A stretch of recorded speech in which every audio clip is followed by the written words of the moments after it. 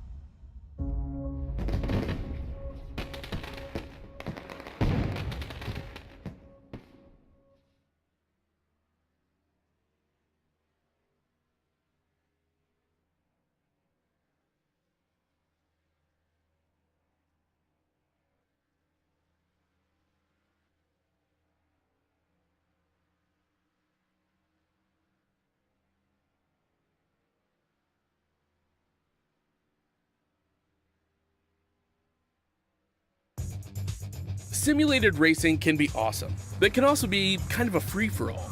Interestingly, auto racing faced the same problem in its earlier days. Whether it was on the back roads, the beaches, or the city streets, the racing was fun, but there was always a certain level of chaos and danger, until some folks came along and put some order to all of this. Stuff like official racetracks, regulations about weight and equipment, and enforcement of standards. That's what gave us high-speed excitement, fast-paced action, and photo finishes. That's when racing became racing.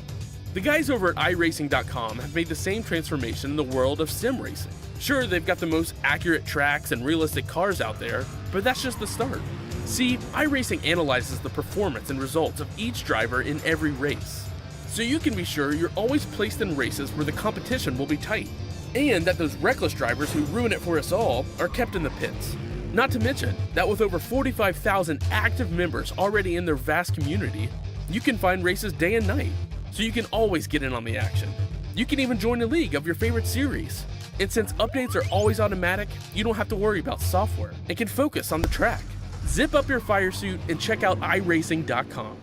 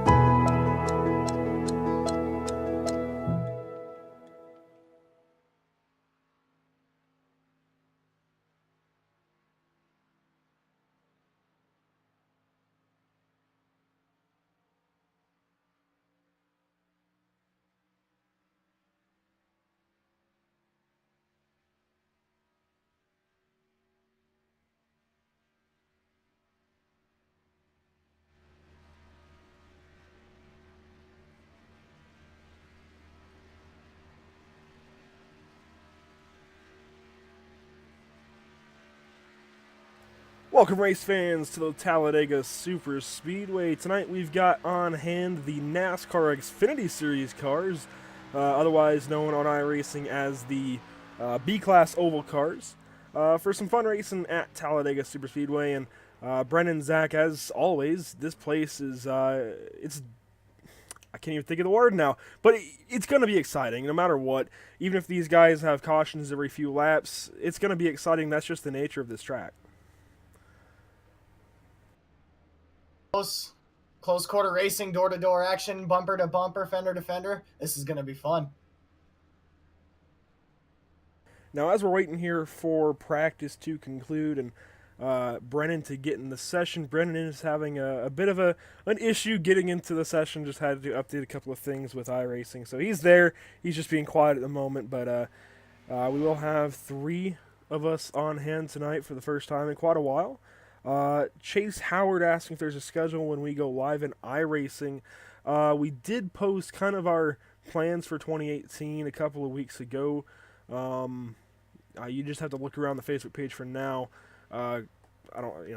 Not quite prepared to send you a way to get to it just because I'm in the race session. But you can look around on our Facebook page and you should have, or you should be able to find basically our 2018 quarter 1 plans.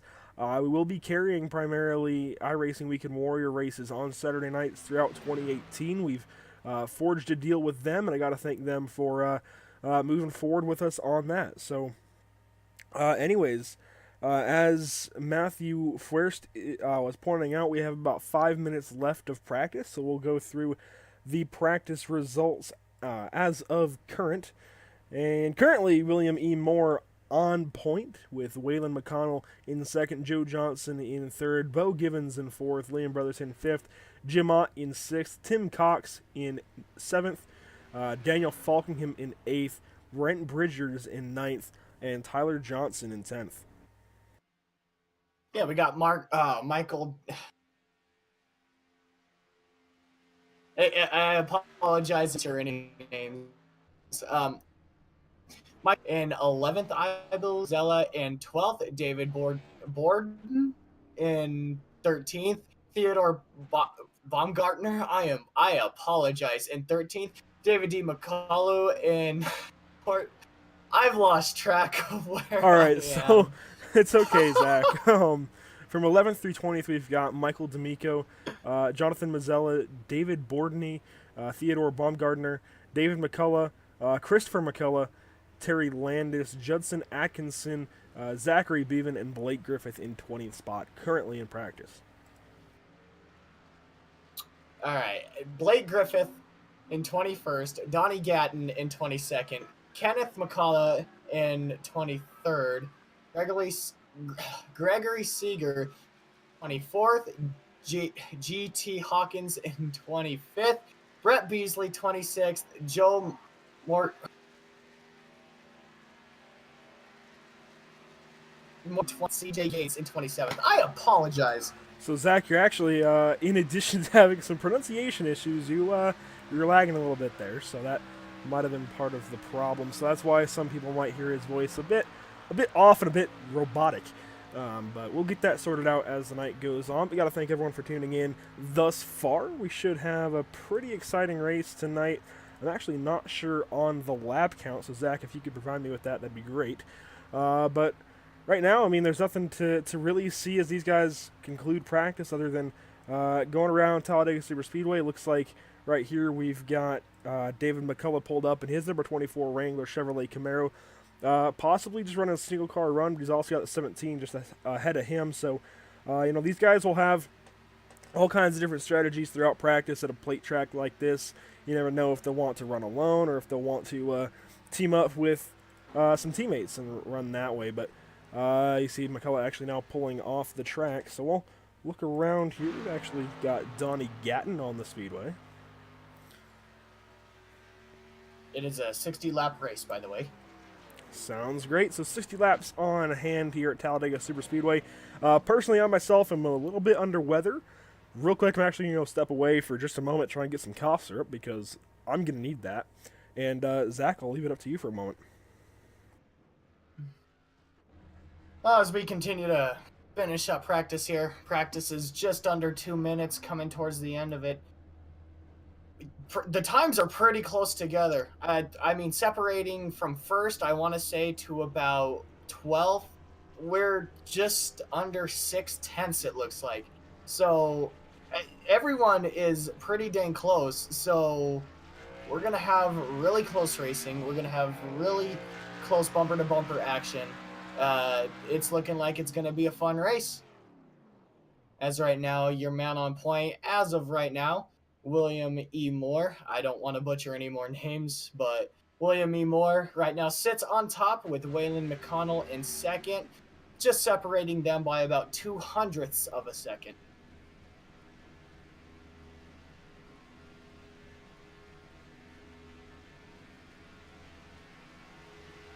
Just got a minute left of practice now before qualifying kicks in. Qualifying is a 15-minute, 2 laps. Whoever has the fastest time will be on the pole.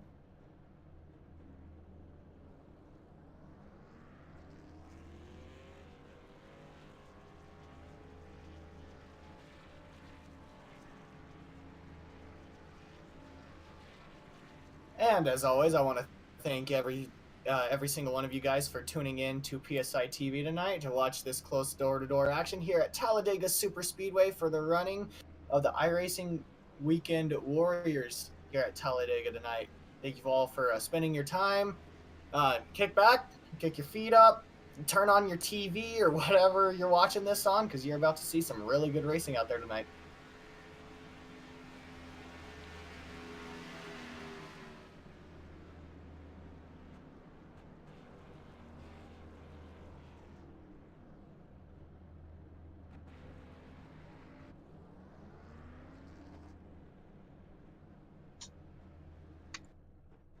As practice comes to a close, we'll go silent here for just a little bit, just to see who has the fastest cars, who's going to set their car up there on point. As of right now, we are just getting into qualifying, excuse me.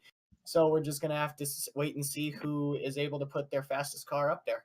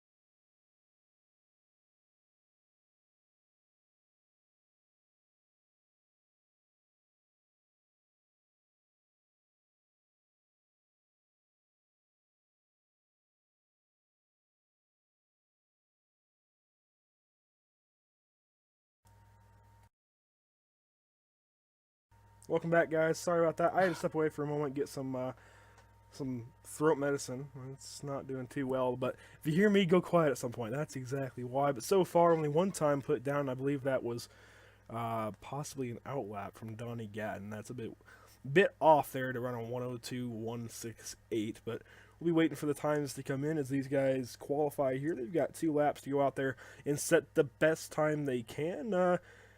And, you know, I'll be blunt with you guys. Qualifying practice, they don't mean a whole lot, though, when it comes to who's going to win the race. So we'll have to wait until we get into the actual race to see who the favorite may be to win tonight. But as the times roll in, you can see them come up to the top of the board here.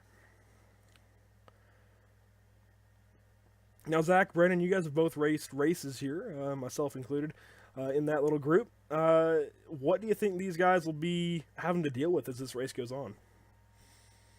They're going to have to be dealing with a ton of dealing with the different air, so to say. They're going to have to be dealing with tons of side push. They're going to have to be dealing with tons of suck up from the cars in front of them. They're going to have to be dealing with a lot of things concerning the air, and also they're going to have to be really worried about the guys that they're driving around tonight. Yeah, I think there's no scarier feeling on the high banks of Talladega or Daytona than going 3 wide or even 4 wide with guys that you don't always race around or don't always race around in this setting. I think it really takes a while to gel with a group of guys before you know exactly what you can and can't do. I think by the end of 60 laps, they'll have an idea of what they can and can't do, but it still won't be the best idea. There's still going to be unexpecteds around every corner, so it'll be interesting to see what goes on tonight. Currently, Liam Brotherton on your pole with a 53.41. It looks like that speed that Brendan and I got to document back at Kentucky a couple of weeks ago is transferring to Talladega.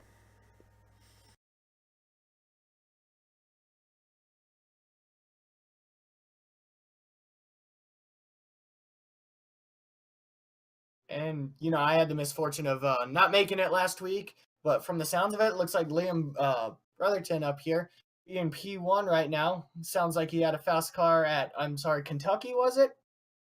Yeah, last week was Kentucky in the trucks, and Liam Brotherton, Daniel Falkingham were a couple of the big guys once again, just like at Atlanta. Falkingham winning Atlanta in the trucks, and then Brotherton winning Kentucky in the trucks as well. There you have it. So there's a few guys to be looking out for tonight.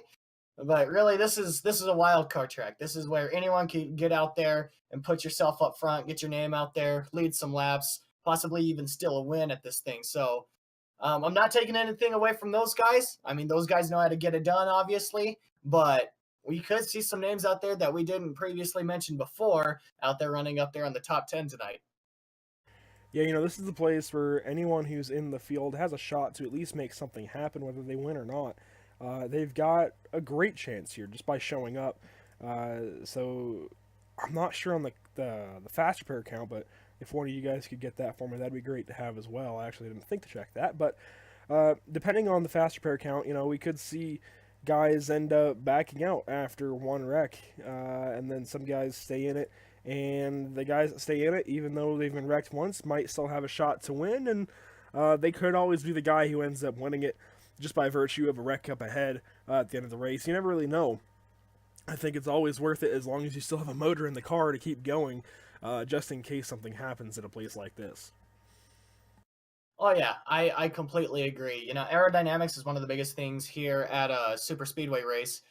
By the way, the fast repair count that they have tonight will be one fast repair, but you don't really want to use that. You want to keep that in the back pocket just in case you get caught up in something extremely late in the race or um, a little bit earlier in the race. You want to keep that in your back pocket just so when you do use it, you're in a really good situation to get your car up there, get yourself up there to lead laps and possibly even win this thing.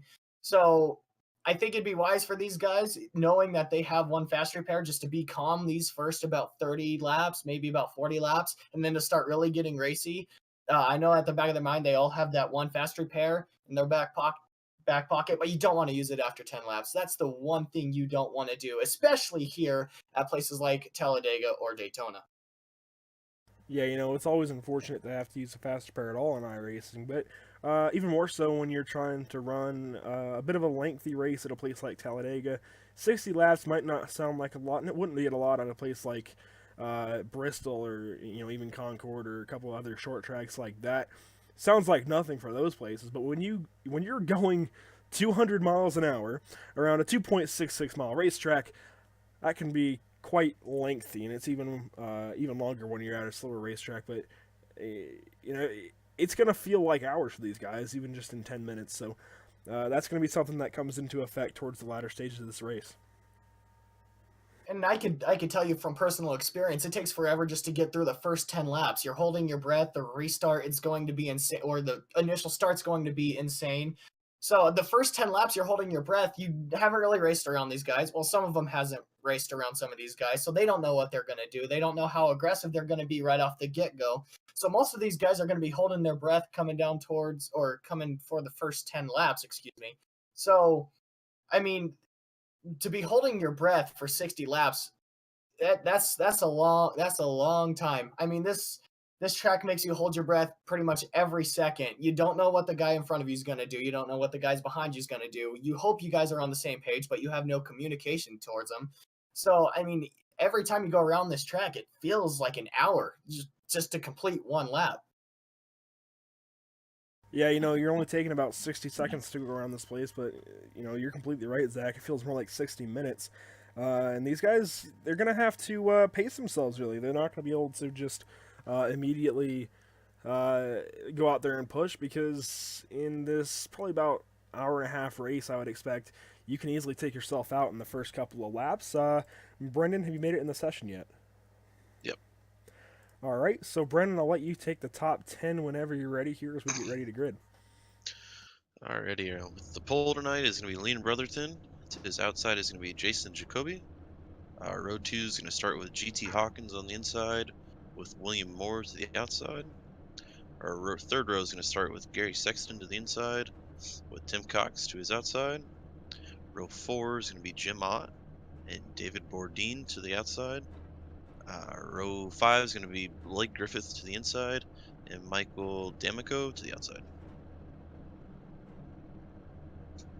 And continuing on with that, we got Joe Morganti in 11th, Bo Givens in 12th, Joe Johnson 13th, Zachary Bevins in 14th, Brent Bridges in 15th, Tyler Johnson in 16th, Bradley Hall in 17th, Brett Beasley 18th, Judson Atkinson in 19th, and rounding out our top 20 is going to be Gregory Seeger in 20th. And in the 21st starting spot is Theodore Bumgardner, followed by CJ Gates to his outside in 22nd position. In 23rd will be Donnie Gatton in the number 9, followed by Daniel Falkingham in the 82 in 24th. And then that should actually, no, we have Jonathan Mazzella in 27th, should actually grid up in 25th, with Waylon McConnell to his outside. We've also got Kenneth McCullough Jr. in the back, followed by the other two McCulloughs, actually, David McCullough, Christopher McCullough, and Terry Landis towards the back. Those guys didn't take times, that's why you saw their names kind of mixed around with our broadcaster names. So don't mind that, but they will, I believe, be tagging on to the back. I wouldn't expect the McCullough brothers to show up and then not race. So anyways, we've got 60 laps on hand. These guys are getting ready to roll, and our pole sitter is William Moore out in that. No, sorry, the graphic is wrong. It's Liam Brotherton in the 41. William Moore's actually starting in 4th, so I apologize for that. I was just going off of the info from IRTVO. But as these guys roll off from the starting grid, based on the starting spots, I know it's a bit. I don't know. I guess it's a bit early to try and make a pick, but who do you guys have as your pick to win tonight? I'm going to have to go with our pole center, Liam Brotherton. You told me about last week at Kentucky, if I'm not mistaken. I keep wanting to say Kansas, but I believe it was Kentucky that he was fast, and he pulled out the W last week, if I'm not mistaken. Give me Liam Brotherton. I don't know who to pick out of them, but the McCullough brothers down there at the back, it might catch you by surprise. Yeah, they started in the back, like I said, not taking the time, but they've put out some pretty good performances in the past. And as far as my pick, if I had to pick somebody, I'm looking through kind of the lineup here, and I really think it's just going to come down to my favorite paint scheme out there. And I'll tell you what, I'm no Kyle Busch fan. I'll be the first to tell you I'm not exactly a supporter of Kyle Busch. However, that number 18, Joe Johnson, looks pretty spiffy out there, using a Zach word, spiffy. But that 18 looks pretty good. The car in front of him actually looks good as well, the 7. So either one of those guys, I think it comes down to just the paint scheme I like best out here when it comes to a Talladega race. But I see the name Joe Johnson around there a lot. I believe he's the mastermind behind the great painting company on iRacing that is iWraps. I could be wrong there, but either way, iWraps the place to go as far as a definitely professionally done paint scheme. I believe he's partnered up with Joe Gibbs Racing, so that would explain the accuracy there in that number 18. But as these guys come around turns 3 and 4, getting ready to take the green flag, this is anyone's game. The 60 laps at Talladega. It's really just a matter of making sure you keep yourself in the race at the end. And Zach, it is your call here for the start. Awesome. The pace car dives left. We got about 30 guys here stacked up, ready to go. The green flag takes a little while. They got to get down the front straight to take this green flag. But when we do, we're going to see close door to door, bumper-to-bumper action as we continue to go down. The 41 has the launch, and we are green flag here at Talladega Superspeedway. Liam Brotherton will get a good jump. He will be able to pull out and might be able to lead lap 1. Yeah, I'd expect, just based on that huge run these guys already have through turns 1 and 2, that Liam Brotherton is probably going to end up leading this lap. You see a lot of disorganization among the top line, and the big thing about getting a line to move here at Talladega is organization. You have to have at least about 3 guys working together to really make any headway. You can do it with 2, but the recommended way is at least with about 3 or 4 cars. You're starting to see that on the top side, but I don't think they'll have the run by the time they get to the start-finish line, Brennan. No, not quite yet. The top line, like it's still not quite formed up. The bottom line's going to hold on to it. There's 3, 4, and down the straightaway, the top line won't be able to do anything quite yet. Once they form up a little better, top line will start to make some improvement going down the straights.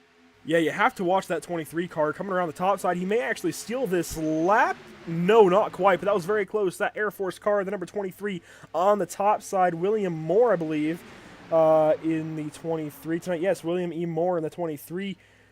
I mean, that was a heck of a run that those guys got just from turn 4 down to the start-finish line, and that's the difference between Talladega and Daytona. At Daytona, it would have been Liam Brotherton by a mile, but William Moore was able to nearly edge him out for that lap led just because of where the start-finish line is, Zach. Yeah, this track is very similar to Daytona, besides the fact that the start-finish line is not right in the middle of the tri-oval. It is actually, I want to say, a quarter of a mile or half a mile actually further down the front stretch at the end of the tri-oval. So that makes for a lot more intense racing as we come through the tri-oval to complete lap 2. It really does set up for a lot more intense racing, a lot more closer action, especially when you're coming around that tri-oval for the last time. And as we're watching the onboard here from the 23, William Moore, he wasn't able to lead that lap. He ended up coming across the line behind Jason Jacoby and Liam Brotherton, who are spearheading that run on the bottom line. Looks like those guys are pretty formed up on the bottom side, but every once in a while you'll see these guys surge up to the front on the top side. You got guys like the 19, I actually don't know the name right there, Tim Cox, following the 23 of William Moore. You've got, I believe, Michael D'Amico in the 62 in third place on that line. You've got a couple of really good guys up there, but they just haven't been able to form up quite like they need to, but they're getting the run here through the tri-oval. And it just seems like the bottom line is just not well, I don't want to say the place to be, because it looks like the top line is able to get runs, but it looks like the top line also kind of dies out going into the corner. And the bottom line is just staying really consistent with everything that they're doing, whether they get a run or not. They're just sticking with that high line no matter how many cars that they have down there. Yeah, the bottom side going in, obviously it's the shorter way around the racetrack, but up higher you can keep your momentum better. That's why they get a better launch coming off the corners. That's how they kind of balance out there, but definitely just keeping it side by side still. So coming out of turn 4, the bottom, like you were saying, Brendan, had a good run in, and it kind of kept that momentum all the way out, but coming out of the corner, that high line just gets a really good jump coming out. Every time these top 2 guys are pretty much side by side, almost even side by side coming across the line. It just looks like the bottom line gets a really good run in, the high line gets a really good run out. Yeah, and so far, somehow, Liam Brotherton in that 41 has found a way to lead all 4 laps thus far. Kind of surprising considering, we see these runs down the straightaways from the 23 and the 19 like we're seeing now. They're able to just get the run out of the corner because they're working that top side, and they're able to have more momentum on corner exits. So we'll see if they're able to lead any laps. You see the little flickering of black parts in the car.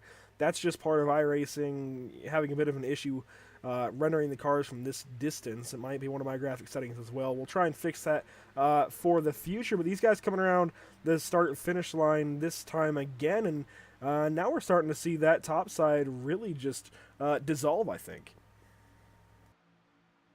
Yeah. Oh, we have the one car. Oh, they kept it underway. Sorry, Zach. No, you're all good. What was going on? The one car got pretty loose coming into 3 there. He kept it going, though. Made some contact with the 13. Yeah, that's Brett Beasley in the Bud Light machine, falling back to about 22nd position now in front of, I think, Gregory Sager in the 712. Yeah, just in front of Gregory Sager now, and the rest of the guys kind of biding their time in the back. We have about a 30-car field, which is about as big as you would get in the biggest iRacing official races, pretty much. I think they cap them at 26, so this is just a little bit beyond that. This is a pretty big field tonight. We've had a couple of smaller races between drivers the last few weeks at Kentucky and Atlanta in the Truck Series, and I think coming to Talladega, we've just got this bigger field because it's a more excitable racetrack, and a racetrack where a lot more guys can win. And we see this influx normally, and it's no surprise to me really, but we've got a heck of a battle up in the front. I think that's the 7 starting to peek out to the very top side. Looks like the 32 jumped out with him. The 32 of Gary Sexton will jump out. We're going to have a 3-wide battle. Looks like the high lane kind of slipped up going into the corner. We're going to have a 3-wide battle for about 3rd or 4th right here. Yeah, the Dirty Air Studios machines trying to work together on that top side, trying to make some headway. The 32, the 7. They also have Joseph Johnson following them. He was one of my picks. And those guys, I think, have a couple of the best-looking rides in the field. Just want to mention that. If you guys see any paint schemes out in the field you like, comment what your favorite is, and we'll be watching the chat. And actually, a car around, that's the 18, Joseph Johnson.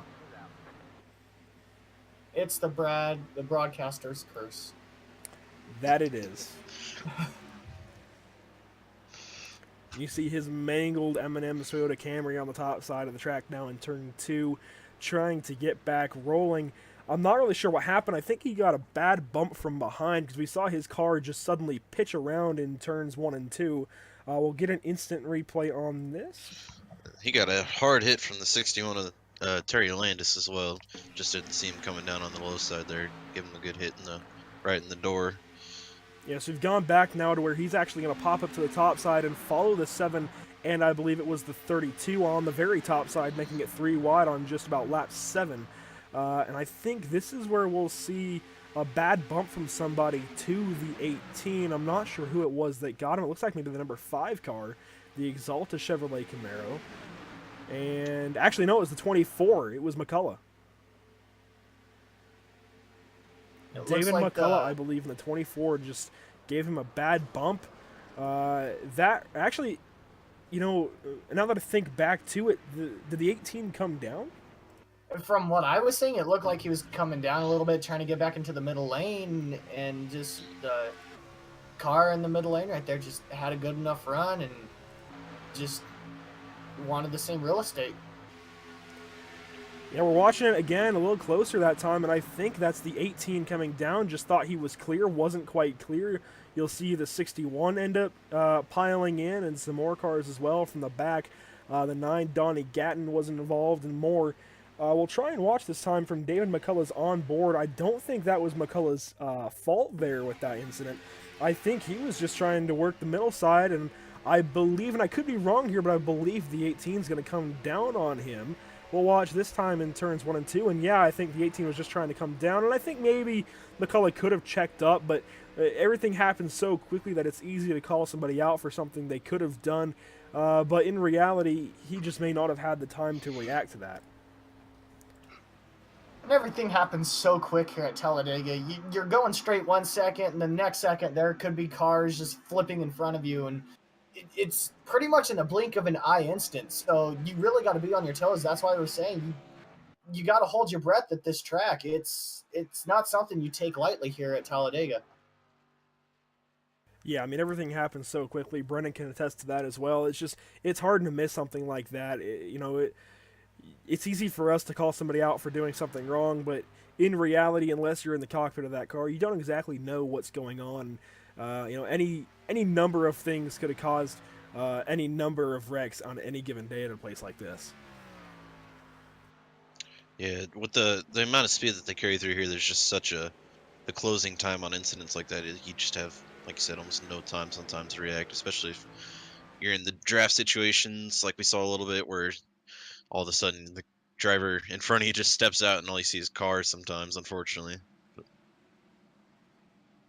Well, as we watch under caution here, we'll give you kind of a rundown of the top 5. Currently, Liam Brotherton on point, followed by William Moore, who will once again end up lining up on the top side. Tim Cox will be on the bottom this time, though, behind the 41 of Brotherton, with GT Hawkins on the top side in fourth, and Michael D'Amico is going to end up coming into this caution in, it looks like, the fifth position in that number 62 car.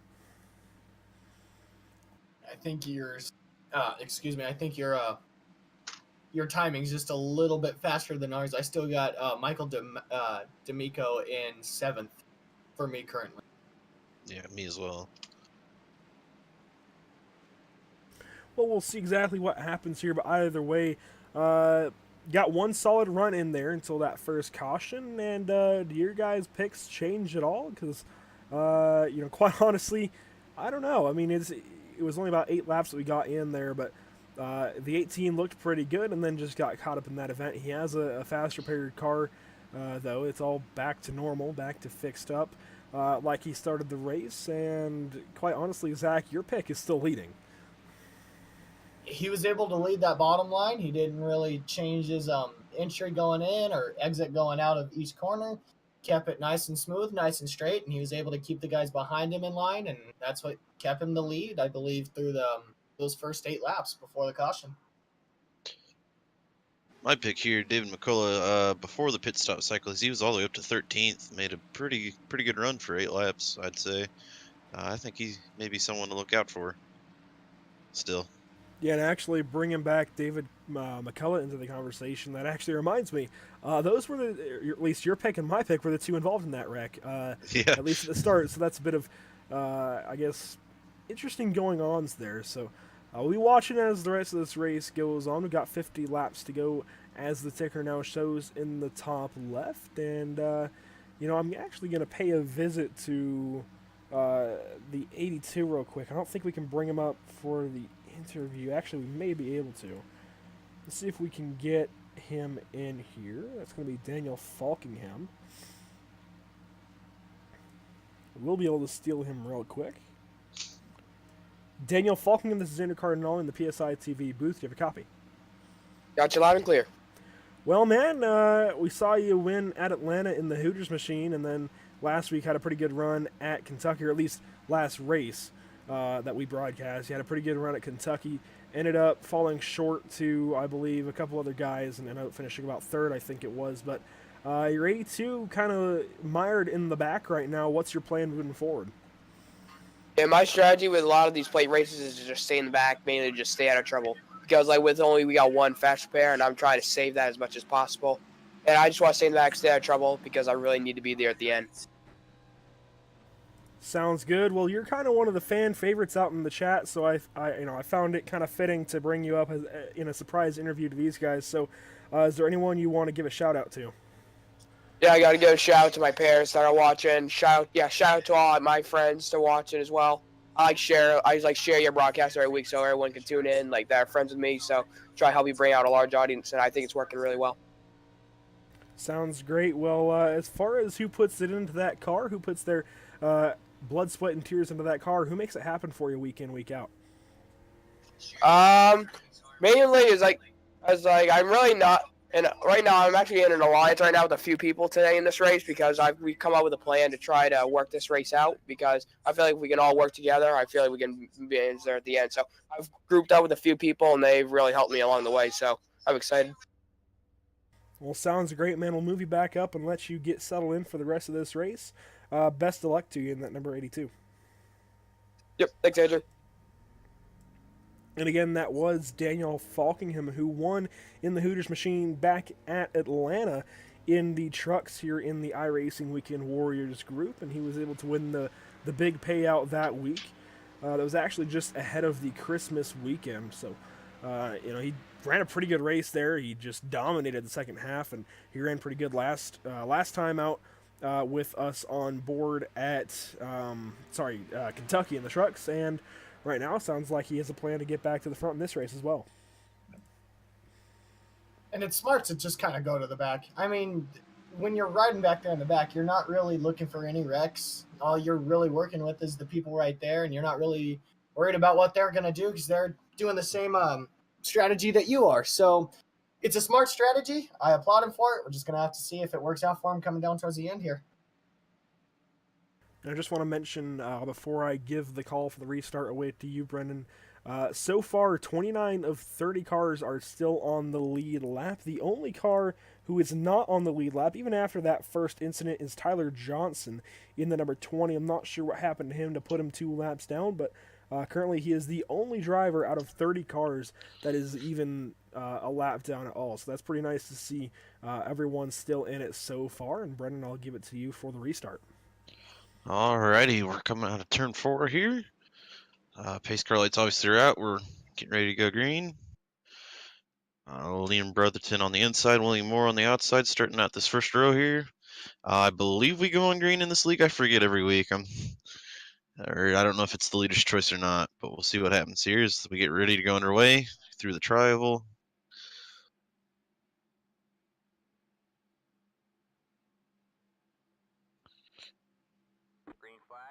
And it looks like we go under green. Good jump from Liam Brotherton there on the inside line. Looks like William Moore may have been caught up sleeping there a little bit. He's going to slow down that outside line a little bit. But they packed up well, so they're going to start building up the momentum here. Mid-corner, yep, they're coming around, and they're going to be about even with Liam here on the exit. So we go down the back stretch. Oh yeah, that top side, it's formed real well. Moore with a big jump. Looks like thought about it. Gonna run the middle line here. Now he's gonna pull down, leave the 21 out hanging. Yeah, that was really close actually. The 21 almost came down into the right front of Liam Brotherton there, but he was able to catch himself before he did that, Zach.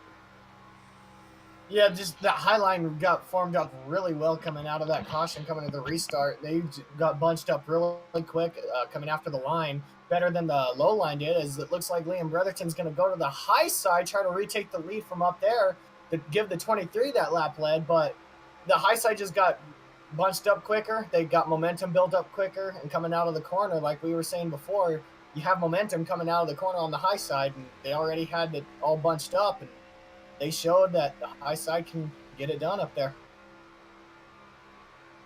Yeah, now as we watch from the nose camera on the number 19 as he's trying to give a shot to the 23 and get him moving. Just want to show some of these action shots as we're currently on, I believe, lap 14 of 60. They really kind of give a perspective as to the speed these guys are pulling around this place. Even though this is just pretty much on the ground on the nose of the 19, it shows you how quickly everything happens. Oh yeah, absolutely. You get caught up to the guy in front of you real quick. You can get slowed up real quick. You just got to be on your toes, especially when it comes to these plate tracks. You can get caught up to the guy in front of you in a snap, and you can start checking up in a snap. Everything happens in a flash, and you just got to not blink pretty much. You got to keep your eyes wide open through the whole race.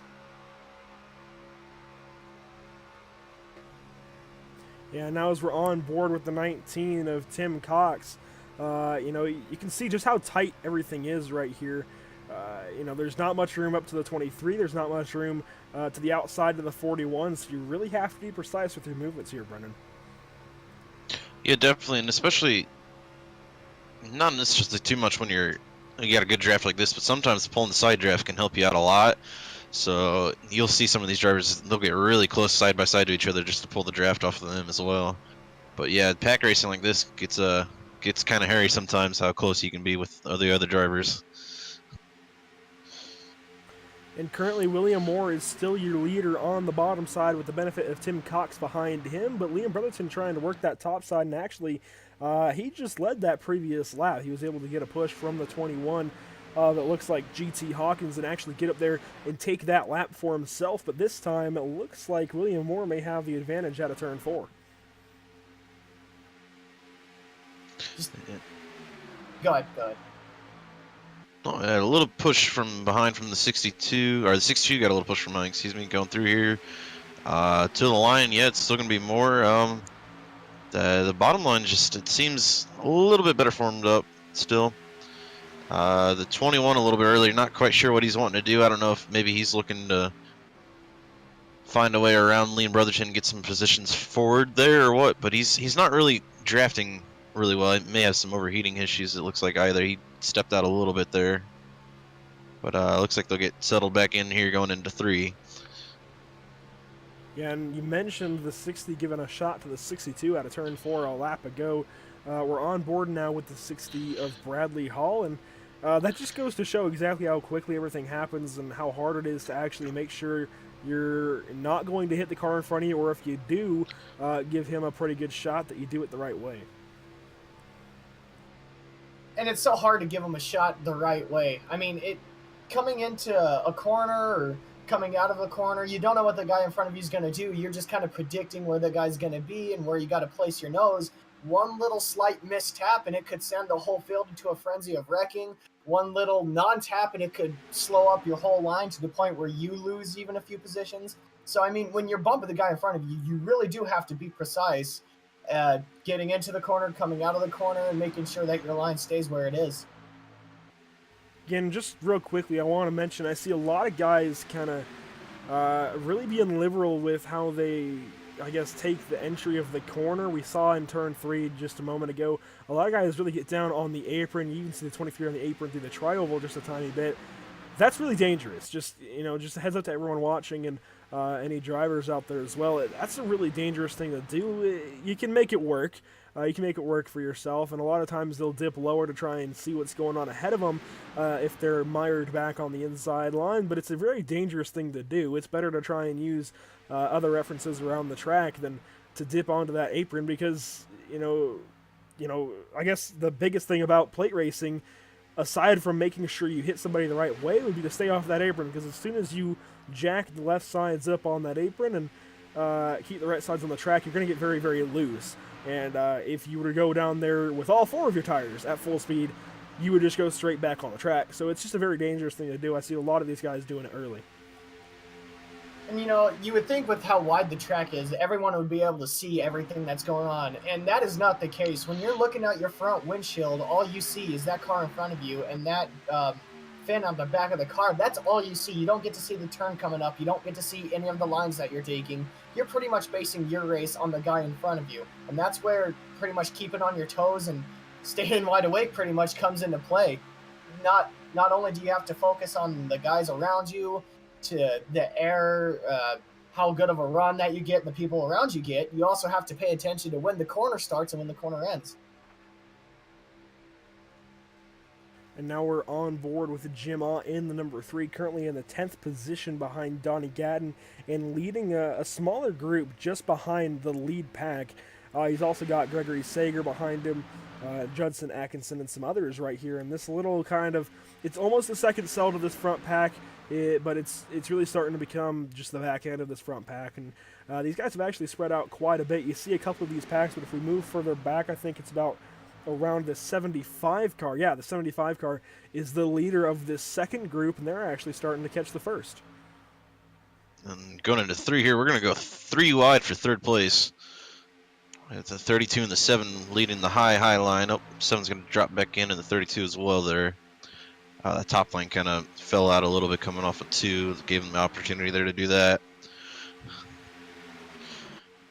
And what I keep noticing every time that 32 gets a good run, the 32 keeps jumping out to the extreme high side, which would be the high line to make it 3 wide, and the 7 keeps jumping with them. So these guys might be talking to each other, trying to get some teamwork going and try to get their cars up there. I just feel like it's a little bit too early right now to be forcing 3 wides to get up there and start taking positions. Yeah, the higher line's been having issues staying formed up. The bottom line's doing a little bit better job. Every now and then they'll fall out of it. I think that's why we see Liam Brotherton here not quite being our leader yet. Again, Moore still being able to hold on to it. But actually he's going to switch lanes. Yep. Side.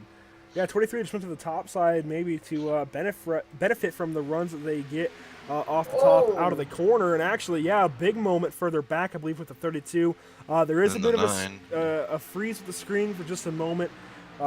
Give this just a singular moment. It should fix itself.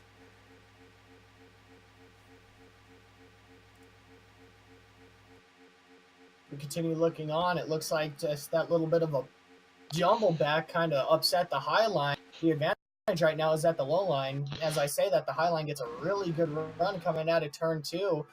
We might have to give the advantage back to the 23.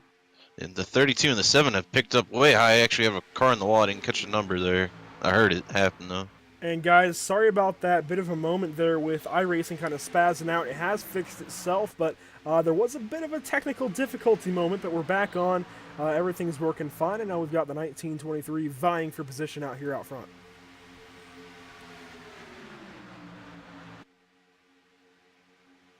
Looks like the 23 has the opening whether to go down low or stay high. Looks like the 19 is going to occupy the down low position.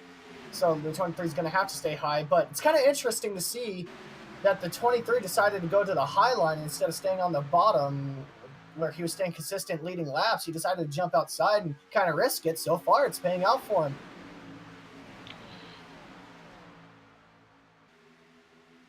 Yeah, and as I was going to do just a bit ago, I wanted to document the progress of these guys who were in the second pack, Joe Johnson being one of those in the number 18. They were actually completely separated from this front group. 32 and the 7. Yep. Oh, and that the 32 up and over David McCullough. David McCullough, Joe Johnson involved again. They'll go spinning to the inside. They collect the 20. That's going to be, I believe, the only driver who was 2 laps down to this point. That was Tyler Johnson in the 20. That's a giant wreck.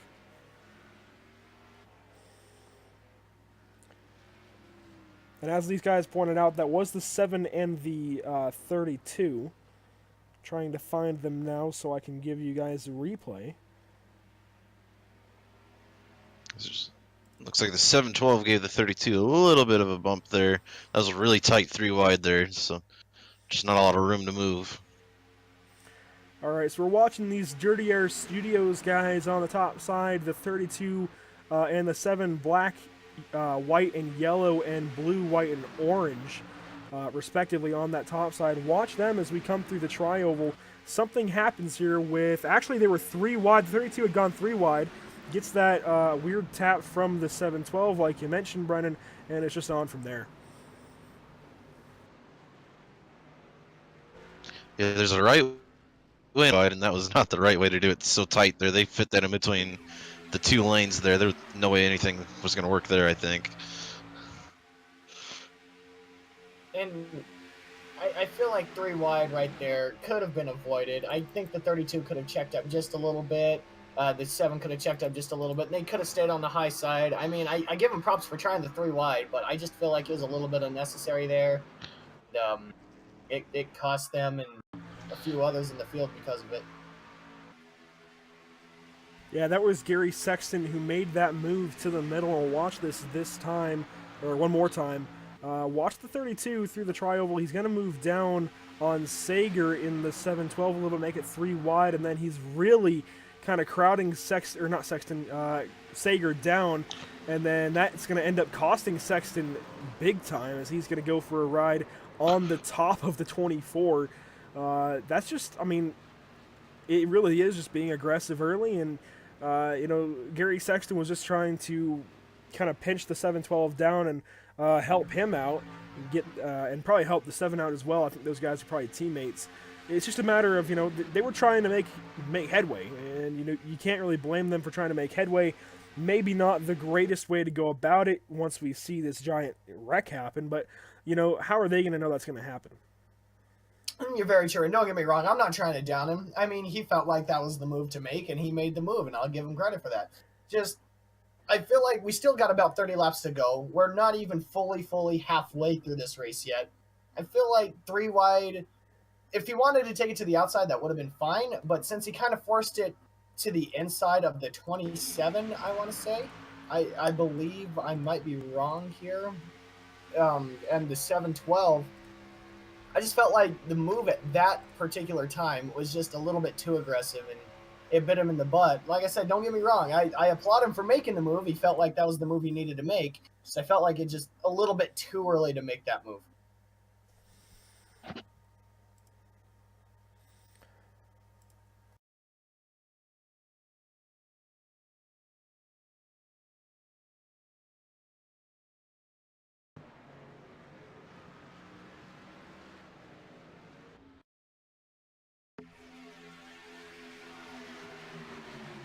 We continue looking through the field here. I believe Andrew might have stepped away from the mic for just a little bit. On my relative, as of right now, it looks like the 88 of Kenneth McCullough and the 24 of David McCullough are actually going to be our 1-2 leaders right now. Behind them are going to be Liam Brotherton, William Moore, and Tim Cox, 3rd, 4th, and 5th.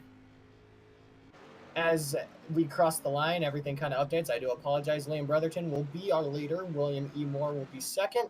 Tim Cox 3rd. GT Hawkins 4th. And Michael D'Amico will be 5th. Will be our top 5 as of right now, Brendan. Yeah, and picking up through 6th here we have Judson Atkinson, followed by Bradley Hall, David Borden, in 8th. Jim Ott in 9th, and Donnie Gatton's going to run your top 10 there. And guys, that's my bad. I was talking. I muted the mic. I'm professional, don't worry. But I believe I was just saying we were going to go on board with the 29, and we did. I was just providing some more angles of that replay of that massive wreck, and that's really one of the biggest ones I've seen on iRacing at Talladega in a while, where you don't have guys just suddenly getting launched to the moon.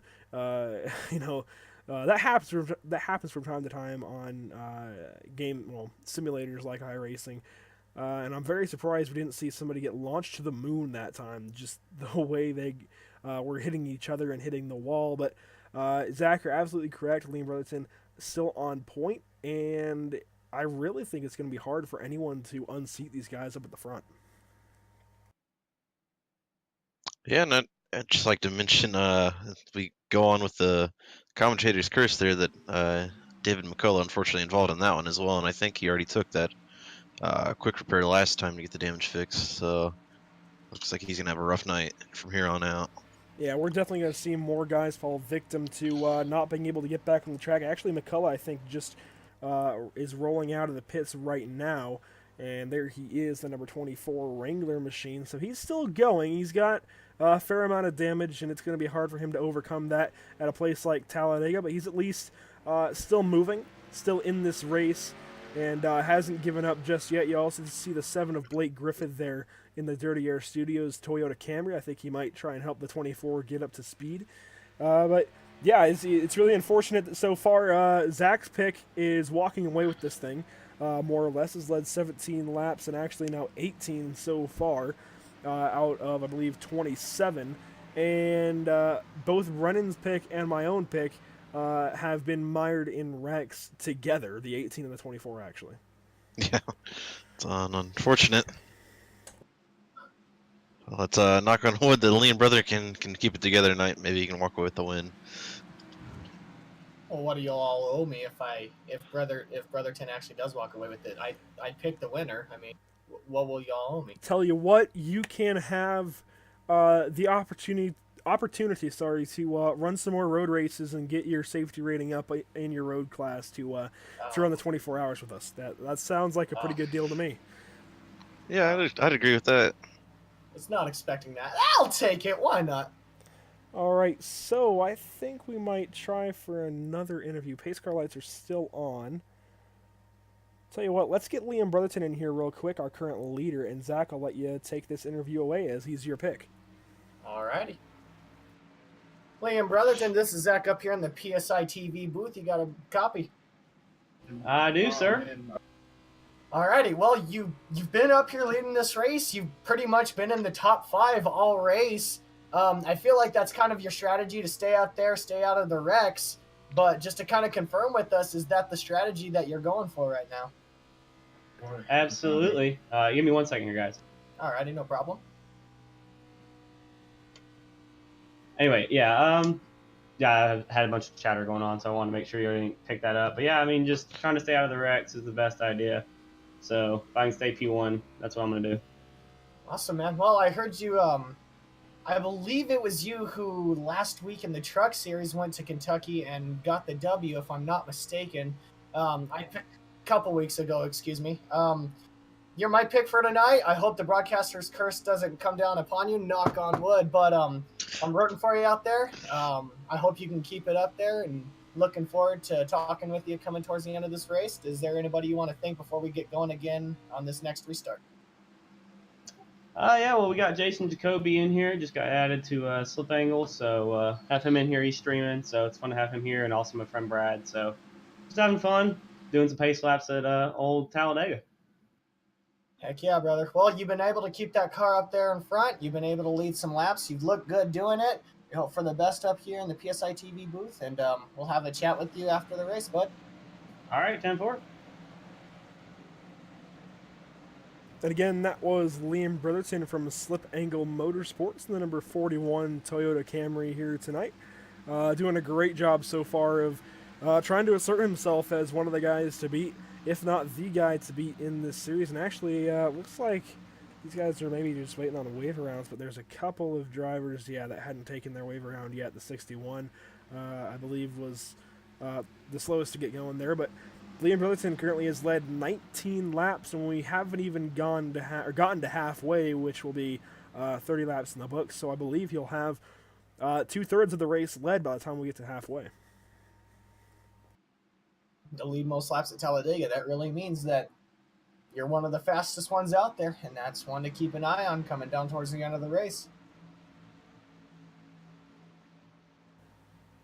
So as we look at our race summary so far tonight, we're just ahead of halfway, actually. We've completed 28 of 60 laps, and once these guys come around to restart, we'll have 31 to go, 29 in the books. Liam Brotherton, as we mentioned, your leader. There have been 11 lead changes so far, and I believe only 3 leaders. Let me check that stat. Yeah, 3 leaders so far. Liam Brotherton, William E. Moore, and Tim Cox for a single lap. We've had 2 cautions for 7 laps. That'll be 8 laps once these guys complete this current lap here to get to 31 to go and restart the race. Well, we had about, 2 cautions for the first half? Let's see if we can go caution-free this second half as we get ready to go green this time. I believe we are on the front stretch coming down towards the green. Pace car will take a hard left. Give the control to the 41. He's going to have to go on green if I'm not mistaken. Let's see if the 23 can stick with him this time, as he had a little bit of a trouble sticking with him, but that top line did get going fast enough to bypass him on that same lap as we get ready to come to green this time. Green flag is out. Looks like the 23 will get a good jump, as does the 41. The 19 will not stick with the 41, as the 21 of GT Hawkins will stick with the 23 of William Moore. That high line might get going quicker than the bottom line.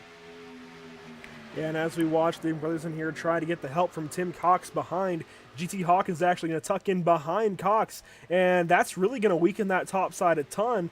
They're going to fall back a bunch here on this restart, and these top 3, I think, Brotherton, Cox, and Hawkins are just going to pull away with a pretty sizable lead. Actually, no, Cox on the top side. He wants to lead this race. The 19's been pushing most of the night. He's finally saying, it's my time to shine, get out of my way. Put the 19 into a really good position to start leading some laps. Yeah, I think it's going to be hard for the 23 to unseat the 19 here for a couple of laps, but actually they almost opened the door right there, but I think they may be working together once we get actually going under pace here. The 19, I think, will definitely beat Liam Brotherton back to the line, so make it 2 laps now that Tim Cox has led out here tonight. And actually, he gets hooked to the wall. And that's a wrap. I was going to hit the 9 and the 5. We're going to stay green. Oh, yellow came out. The 7, the 9, the 5 around.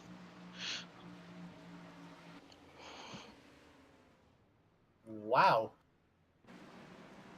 What a turn of events there for the 19 of Tim Cox. He had just gotten up to the front. He actually made a great move on that restart to take the lead from Liam Brotherton, and then you see him it's just a bad bump from the 23. You saw the 23 kind of get him sideways and then hit the right rear of the car to get him hooked up into the wall, and he's going to end up collecting the 9 and some others. So we'll now check in the 9 there. Donnie Gatton just had no choice there. He got hit from above. There was nothing he could have done. But we'll watch him in just a moment once I find him, that is. There he is, Donnie Gatton in the number 9. And yeah, I mean, that was just a crazy turn of events there for these guys. They had been running so good for quite a while, and then just right off that restart got another big wreck. You see the 7, Blake Griffith, involved, as well as Jason Jacoby, who Liam Brotherton gave a shout out to just a few minutes ago. And I mean, yeah, that's just a big one. Just looks like just the 23 gave him just a little bit of the slightest push going into turn 1, got the 19 upset, and just another push that just barely caught him and put the 19 in the wall, and just from there it's just utter chaos. He did a good job though. He tried to keep it up there as much as he could. Unfortunately, it just caught a bad bounce off the wall. That's what sent him down the track into the 9. Unfortunately.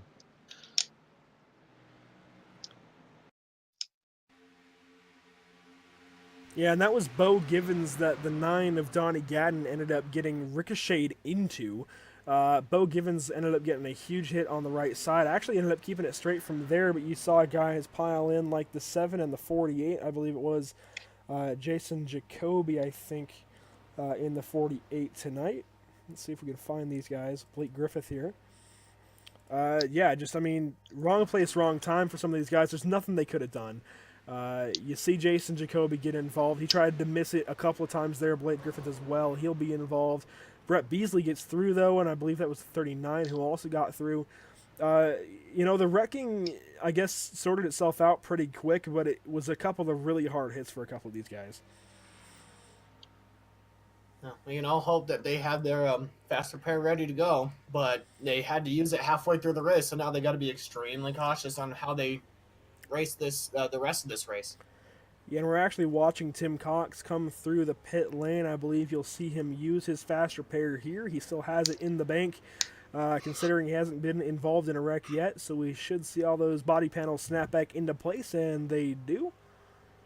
The EVGA gaming machine back to full power once we get going on this restart. But back up to the front, Liam Brotherton still your leader, followed by GT Hawkins and William Morin.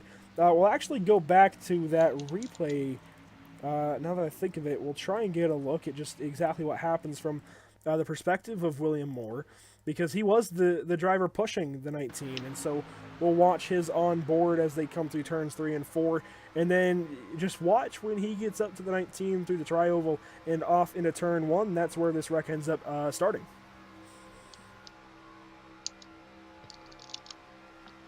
And it's not the 23's fault. He had a good run, and his intentions were in the right place. You got to go up, and you got to help that outside line get to the front. I mean, that's pretty much in your job description. Just caught him at the wrong place, on the wrong track. Just hit him just slightly wrong, and it unfortunately took out the 19 along with a few other drivers. Yeah, I mean, you saw there, he just gave the 19 an awkward shot as they were, you know, the cars were undergoing the weight transfer, getting into the banking into turn 1, and that's what unsettled the 23, or not the 23, the 19 in the first place, and then there was just no way for the 23 to avoid getting into the 19 again, and that's what ended up creating that wreck.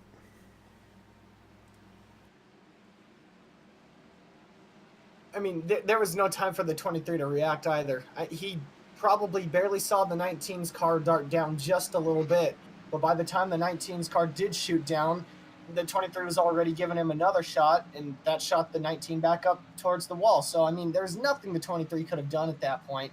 He was just there along for the ride at that point, and I know it's a terrible feeling, but at the same time, he's got to know that he was just doing his job. He was trying to get the 19 and himself up there into a good position. It just caught the 19 at kind of an awkward moment, and it sent the 19 around. For sure. Well, Zach, I'm going to put you on assignment to interview our second place driver, GT Hawkins, in just a moment. I'll be moving him in momentarily. Alrighty. GT Hawkins, this is Zach Looking up here in the PSI TV booth. You got a copy?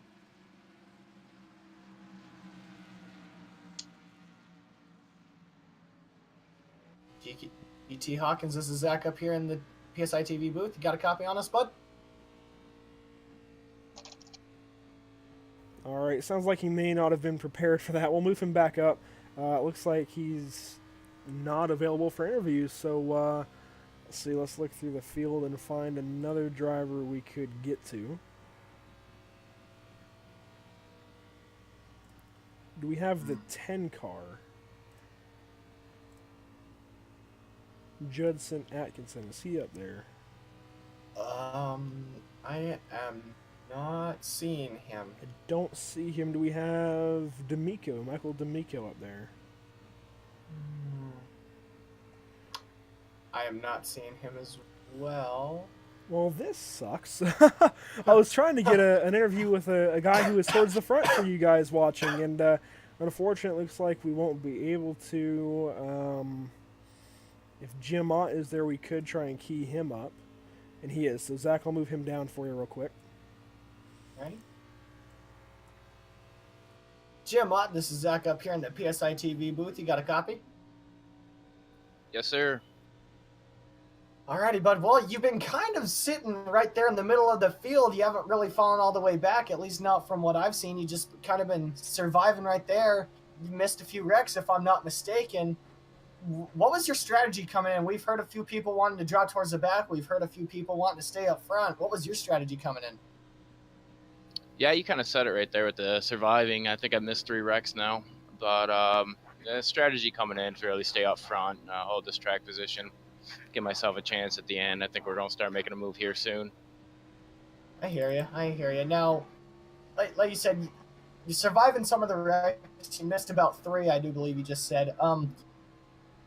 What line do you want to take, especially at a track like this? What lane do you prefer, knowing that there's going to be wrecks coming into this race? I think we all can agree that coming into races like this, we expect the wrecks. We don't think there's not going to be one. We know there's going to be one. What lane would you rather take, and what lane have you been taking to avoid all these wrecks so far? Yeah, I've been kind of sitting in the low lane.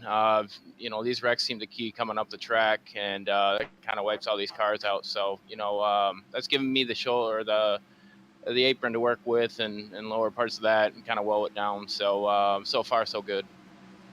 Well, I hear you, bud. Well, we hope for the best of you. We hope for the best of luck. Looks like you guys are double file, getting ready to come to the green. Anybody want to shout out real quick before we let you go back up there and get back to racing? Just Brian and Colby for putting this on. It's amazing coming out here and racing with these guys. Love it. Awesome, buddy. Well, we look forward to calling your name up here. We look forward to chatting you after the race. Good luck out there, and we hope to see you afterwards. 10-4. And that was Jim Ott in the number 3, currently in the 8th position after starting 7th. There's a couple of interview requests out in the chat, so we'll try and get those guys on subsequent cautions throughout the night, possibly after the race as well. And man, these guys are double file already, getting ready to go back green. You see some banged up cars, and that's what I was talking about earlier. Even if you get in a wreck early, you still have a chance. But Zach, it's your call for this restart. Alrighty, well, here we go, getting ready to go racing again. We are just over halfway now. We're coming down towards the final leg of this race. Pace car does take a hard left going on to pit lane. The 21 of GT Hawkins will be on the outside of the 41 this time. Let's see if he's able to get a jump on the 41 of Liam Brotherton, as the 23 of William E. Moore will be pushing the 41, I believe for the first time this race, to be honest with you. As we get ready through this long straightaway, the 41 will get a jump. Green flag is out. The 21 kind of caught sleeping on the outside. The 23 gives him a good shot, gets the 23 going quick. The 21 jumps to the inside quick. We got contact between the 10 and 62, and we got a wreck. And just like that, it all happened so quickly. Judson Atkinson, I can't even catch up to his name. There in the Busch Light Ford, we saw him in the 62 making contact. We'll go back and watch this again. I think it might have been D'Amico coming down on the 10 of Atkinson there. We'll watch this time as these guys were coming to the restart. And yeah, I'm not really sure what happened. Didn't get a pretty good look at it the first time around, but I will watch this time and try and get an idea of what goes on here. It looks like, from what I'm seeing, the 21 is trying to duck in behind the 23, and the 62 is trying to come with him, and the 10 occupies the same spot. They just come together. The 10's a little bit further back on the 62, hooks his left rear. That just kind of starts the wreck. So we're watching here the 62 Chevy Camaro on the top side. Yeah, was just trying to follow the 21 down to the bottom and was not in any way clear to make that move, unfortunately. And that'll end up collecting the number 10 of Judson Atkinson. I don't think there was anyone else involved in that wreck following the spin from D'Amico, but definitely, it can be a scary moment on these restarts to see guys hitting each other and spinning out. we'll watch this one more time. It looks like the 20 of Tyler Johnson does get a piece of the 62 spinning afterwards. I believe the 10 saved it. I've yet to ride with them after this after this wreck. I don't know if the 10 came back up the track or if whatnot. Looks like the 10 saved it, but I believe the 62 did get a little piece of the 20, and I believe a little piece of the... I can't catch that number. It was going by too quick. I want to say the 75, but I could be mistaken. We'll actually get another look at this. The 48 went through the grass to avoid that wreck. That was Jason Jacoby, but definitely the 20 Tyler Johnson's going to end up piling into the 62 in a moment. We'll watch this from his on board. He went low to try and miss this wreck up ahead, and actually piles into the 5 first of Bo Givens, and then right into the 62 as he's spinning across the track. So just poor wreck avoidance there from the 20, unfortunately, will end up impacting his night, as well as the 5 Bo Givens ends up with a lot of rear end damage.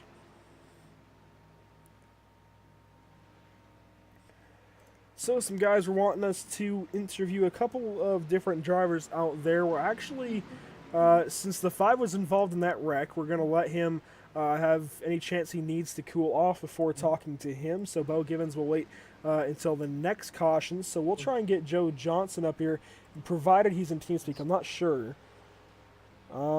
If not, we will get Bo Givens if he's in TeamSpeak. Or not TeamSpeak, but Discord. Same thing. I don't see either one of these guys, actually. Do you guys see him at all? Do not. Okay, do you see Joe Johnson down there?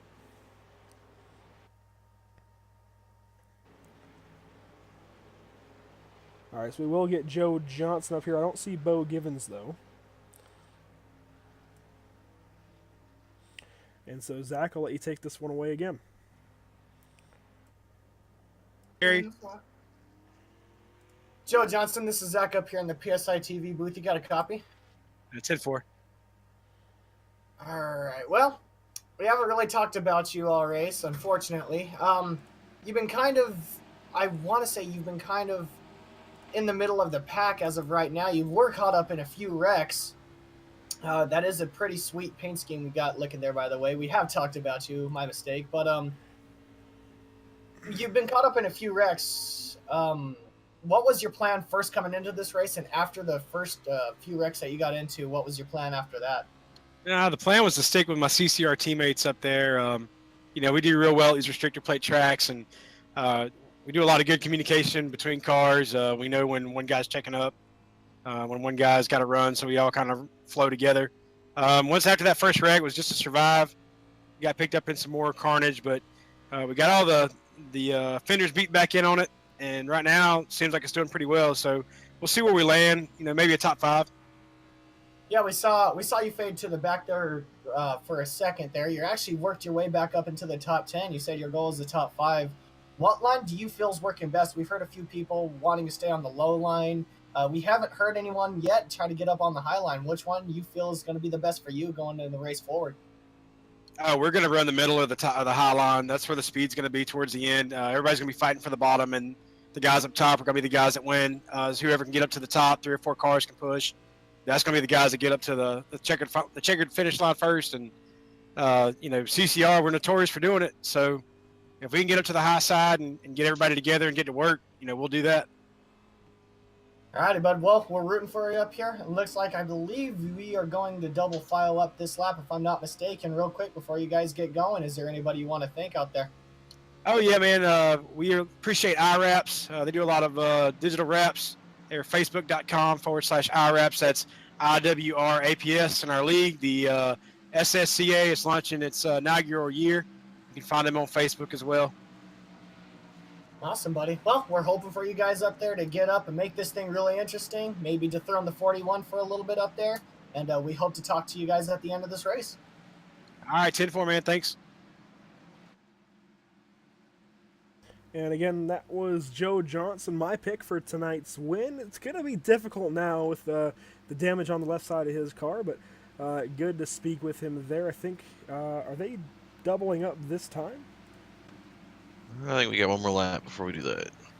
Yeah, looks like we've got another lap before they double up. So we're at 2 to green. we'll take another look through the Discord. Unfortunately, I don't think we've got Bo Givens in the Discord anywhere, so unfortunately, I don't think we'll be able to speak with him tonight. But I definitely would like to if we can. Yeah, I am not seeing Bo Givens anywhere. So unfortunately, I'm not sure who it was asking to speak with Bo Givens, but we won't be able to speak with him tonight, at least not until post-race in case he gets up into the top 3.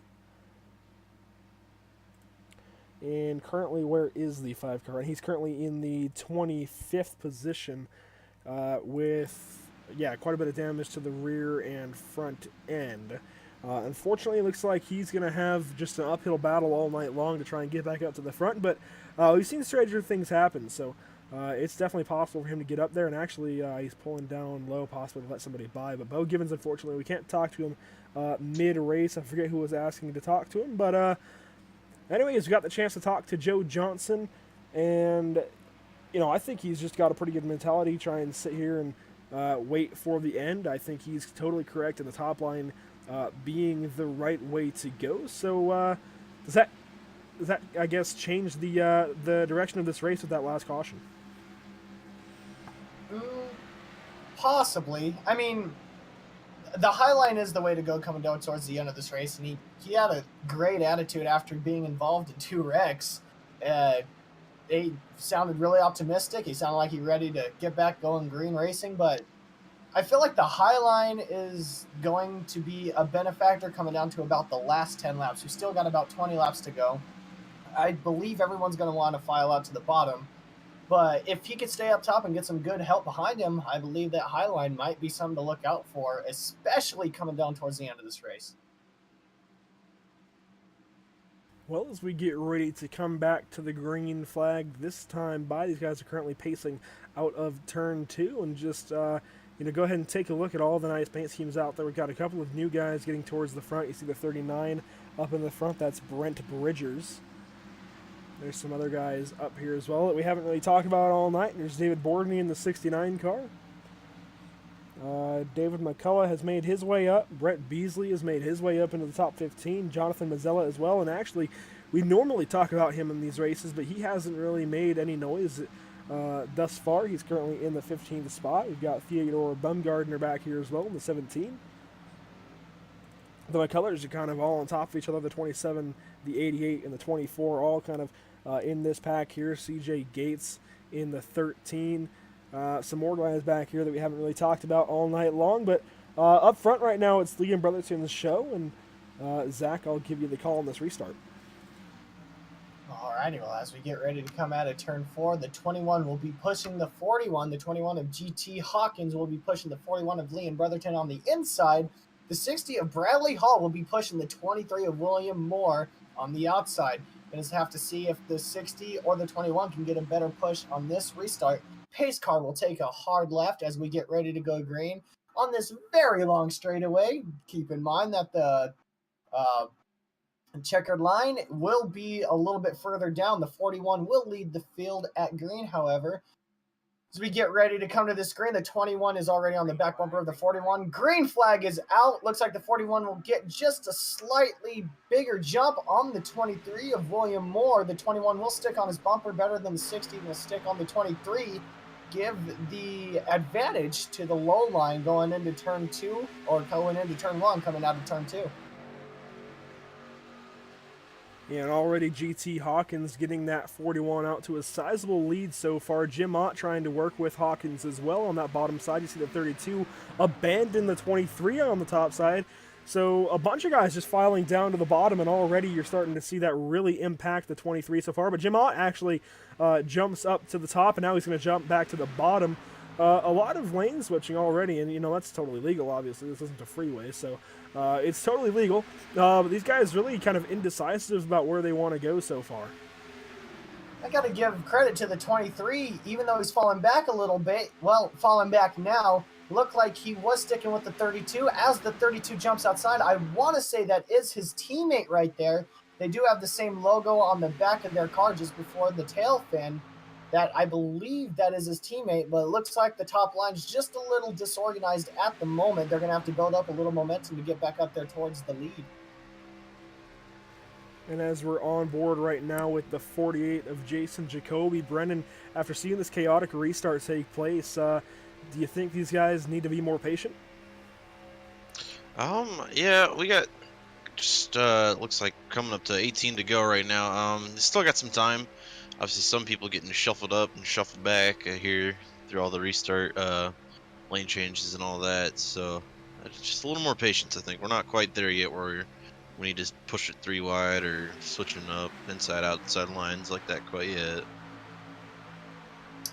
I want to agree with you. At the same time, I want to disagree with you. We're inside 20 laps to go, and I feel like, me personally, I feel like it's our go time. It's time. If I'm further in the back, it's go time. But if I'm up front, I agree with you.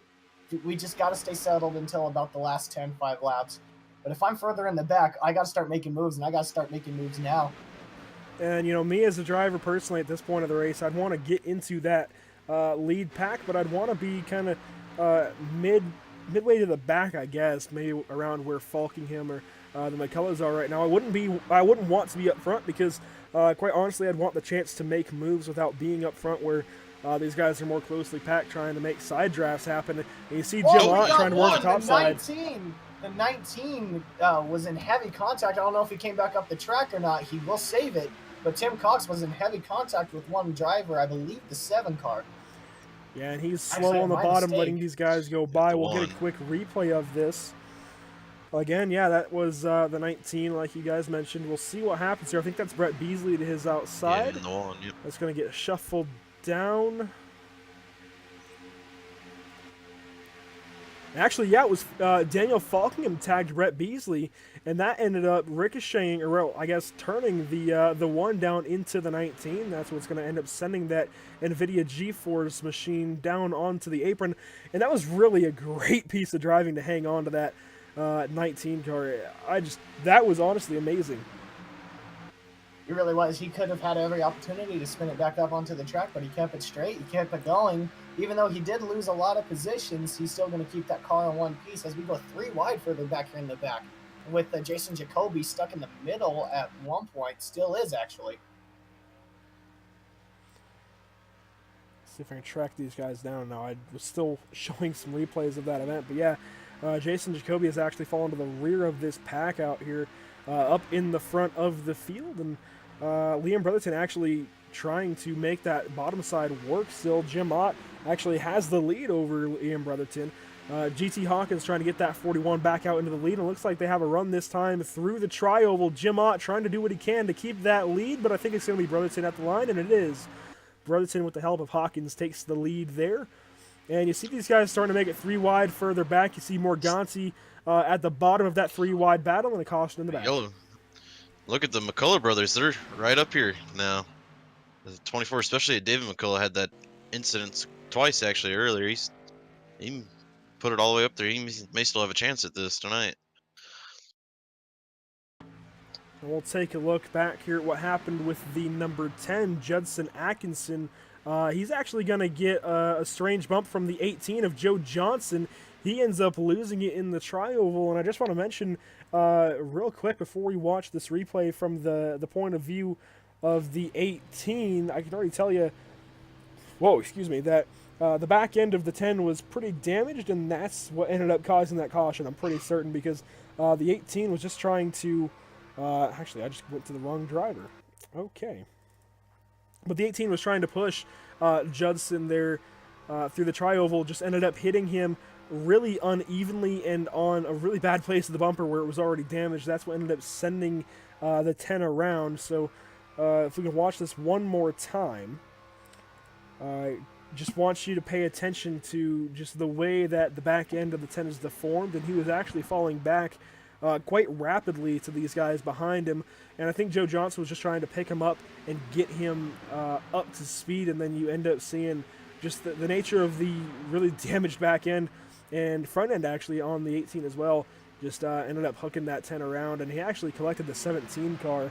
I'm not sure of the name in the that's Theodore Bumgardner actually. He ends up getting some heavy damage on the right side, but he will keep going. So now we talked about it just a little bit in that previous run, guys. Is it full-on go time, or do you still want to save a little bit? After this caution, I believe it's go time. We're inside 10 laps to go. When we come back to green after this caution, it's time to go. It's time to start putting it places where you usually wouldn't, and it's time to start forcing people's hands because you got to make up every position you can now. Yeah, I think I'd have to agree. At this point, you really got to get up there and start making things happen. You have to start creating opportunities to get to the front, Brendan. I think this is where we'll start seeing a lot of these guys really, really push. It definitely, there's a time that you're going to make 3 wide work and actually get enough drivers to make it happen. I'd say it's going to happen right now. 4 wide is doable. I'm hoping maybe we don't see it. It's a lot of fun action to see, but it's really hard to keep it going, especially in iRacing. It's hard enough for the real drivers to do it 4 wide around here. But yeah, we probably will see some 3 wide action, I think, though. Yeah, and under this caution, I just want to go through some of the field, give a look at some of these paint schemes out here. You see, I believe, a Rusty Wallace tribute there, the Kodiak number 27. Back to Rusty Wallace's earlier days. We also have David Bordney out here in the number 69 car. Haven't gotten a whole lot of TV time for him just yet, but I want to go through and just give some TV time to these guys that haven't really gotten any just yet, because I actually have that stat, so I can actually see when they were last on air and how much time they've gotten so far. So we're just going to, I guess, share some of the love out here. We'll get the 88 on screen as well. And again, guys, if you have a favorite paint scheme picked out based on what you see here, leave it in the comments, leave it in the chat, and we'll make a point of watching the chat, see what you guys say, and we'll try and show that paint scheme a little more before the race is over. Waylon McConnell out there in the number 75.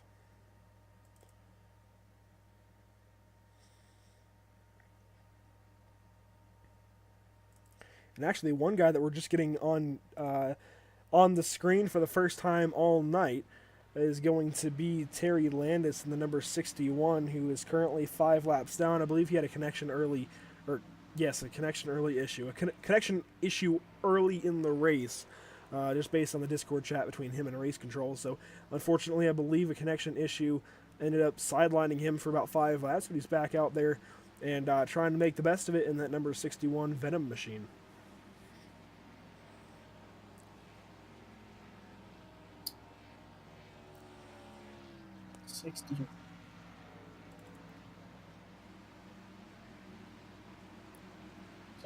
I'm sorry, what number was it again? The 61 is what I believe I heard?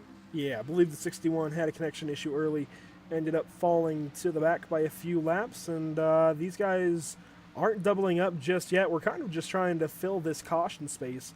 We're going to take a quick commercial break. We'll be right back with the final 10 laps of this race.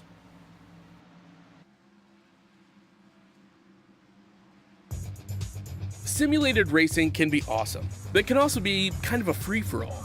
Interestingly, auto racing faced the same problem in its earlier days.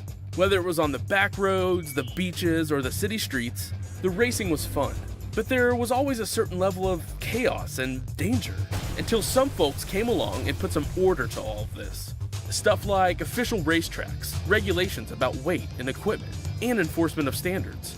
That's what gave us high-speed excitement, fast-paced action, and photo finishes. That's when racing became racing. The guys over at iRacing.com have made the same transformation in the world of sim racing. Sure, they've got the most accurate tracks and realistic cars out there, but that's just the start. See, iRacing analyzes the performance and results of each driver in every race, so you can be sure you're always placed in races where the competition will be tight, and that those reckless drivers who ruin it for us all are kept in the pits. Not to mention that with over 45,000 active members already in their vast community, you can find races day and night, so you can always get in on the action. You can even join a league of your favorite series. And since updates are always automatic, you don't have to worry about software and can focus on the track. Zip up your fire suit and check out iRacing.com.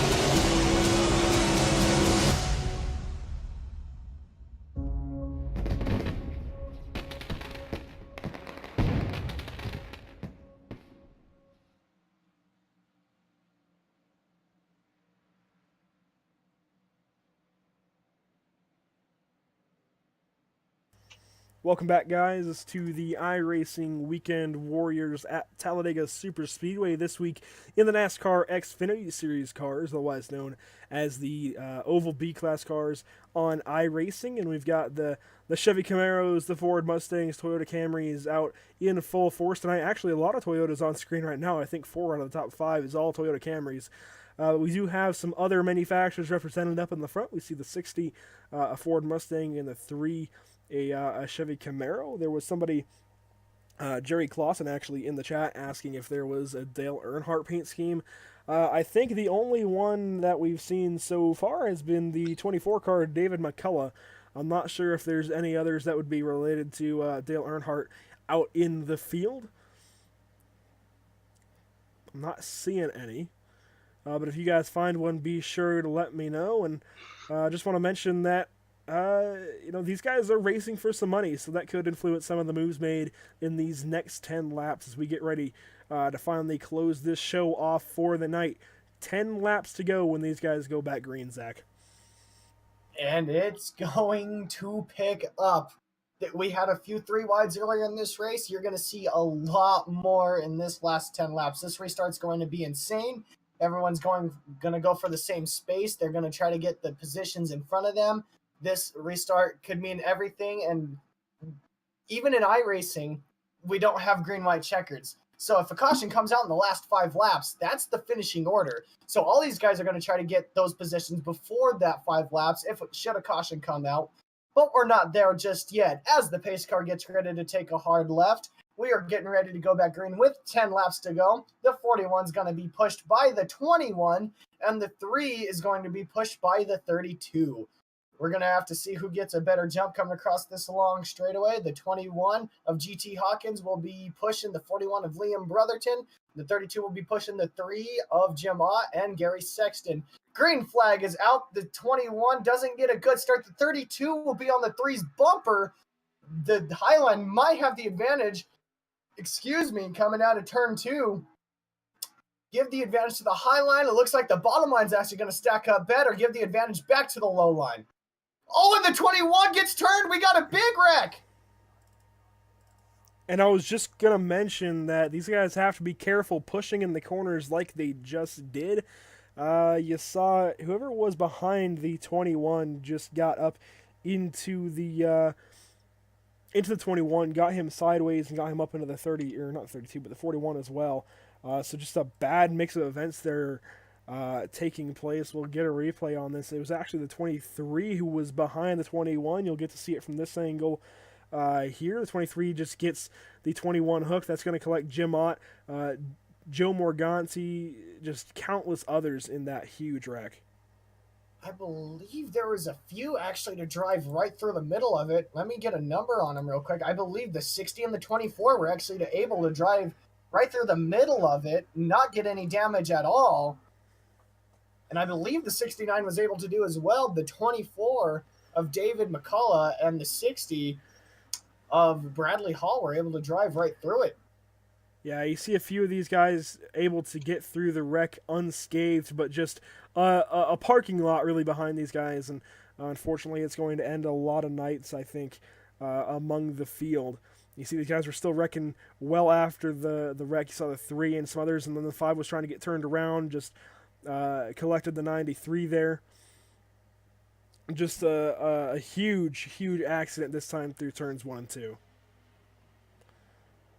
Just caught the driver at a wrong place at the wrong time again. The 21 almost was able to save it, overcorrected just a little bit, however, came back up the track and really got the whole field. And it just, some of these guys who already used their fast repair might be done with this race, but others who still haven't, I believe like the 3 and the 21 and the 23 that still haven't, will be able to take it, might be able to get back up in front before this race is over. Yeah, so we're taking a look back through the field here at where a lot of the wrecking actually took place, because there's just nowhere to go. These guys are 2-3 wide as this wreck is happening ahead of them. So just take a look here from overhead. You see the 5 getting into the 13. He's going to get into the 93, and these guys are wrecking up ahead. There's nowhere to go. A bit of a lack of checking up from some of these guys in the back, and that's what actually piled up a lot of these other cars that were trying to check up before the wreck up ahead.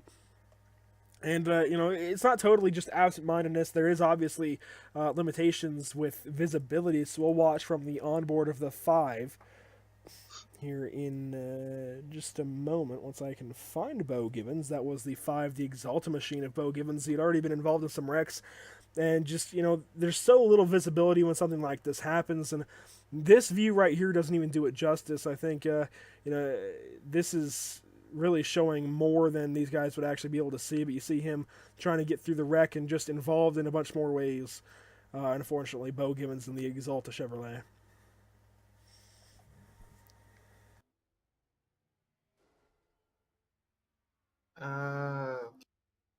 So, step off the iRacing for a little bit, Andrew. I got some news that'll make you happy. So far, if you guys are wanting to know the NFL score, if you don't have it going right now, the Patriots are up on the Titans for the NFC divisional 21-7 in the third quarter, I believe, with 7 minutes left. Andrew, that should make you a little happy. I'm sorry to switch gears there, but I know there's some football fans out there, including myself, and I kind of wanted to see the score, so I checked on it real quick. Yeah, and I actually went out into my living room before the race started, and we had only scored our first 7 points to match their 7 points. So I'm surprised we're actually leading, based on how the first quarter went, because it didn't go too great. Our first drive ended up we got a first down, but we ended up 4 and out or 3 and out after that. So, anyways, back to race cars.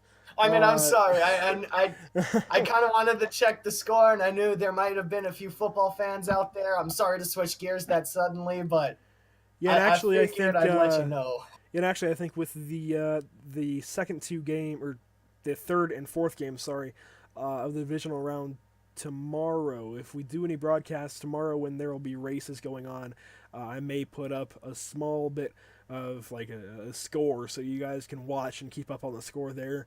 But yeah, I think that's something to look at in the future. But here tonight we've got, I think, about 15 cars left that should be in pretty good hands as far as damage goes. I think pretty much the top 15 is still pretty well off as far as keeping their cars in one piece here, Brennan.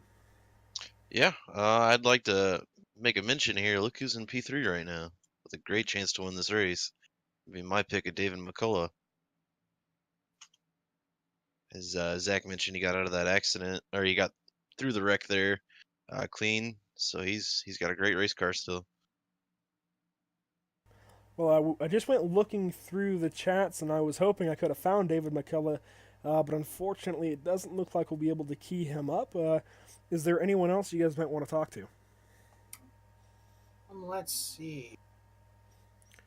We've got, let's see, who have we not? Actually, Bo Gibbons is in Discord now. We'll try and get him in here since there was somebody requesting to talk to him. And Brennan, I'll let you take this interview away.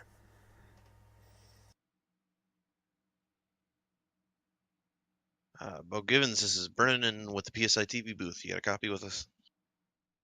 Yeah, I hear you loud and clear. Alrighty, so a bit of a rough night for you. You currently scored 2 laps down. Unfortunately got into some accidents there. How'd it go for you, though? Oh, man, we just came out trying to be careful at the start, but we still got involved in a few wrecks there, and we went to the backup car, and now it's over with. The car blew up on the back stretch right there. Yeah, well, it's sad to see. You had a chance. You were up there for quite a bit in towards the top 10 there. I think you definitely had a good car with a chance to win it. Let's see who put on the show for you tonight.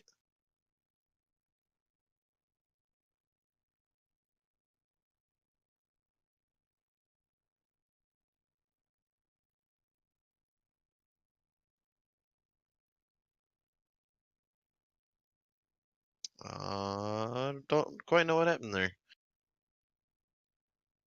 I believe he might have dropped out from the chat.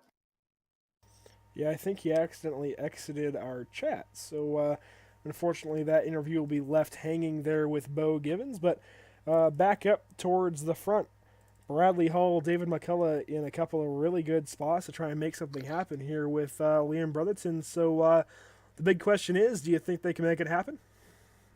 Yeah, I think so. Unfortunately, being the leader coming up here with will be 4 to go is may not be the best thing. Sometimes you tend to get dropped and you'll sink like a rock, and usually the third, fourth onward usually get the best of you.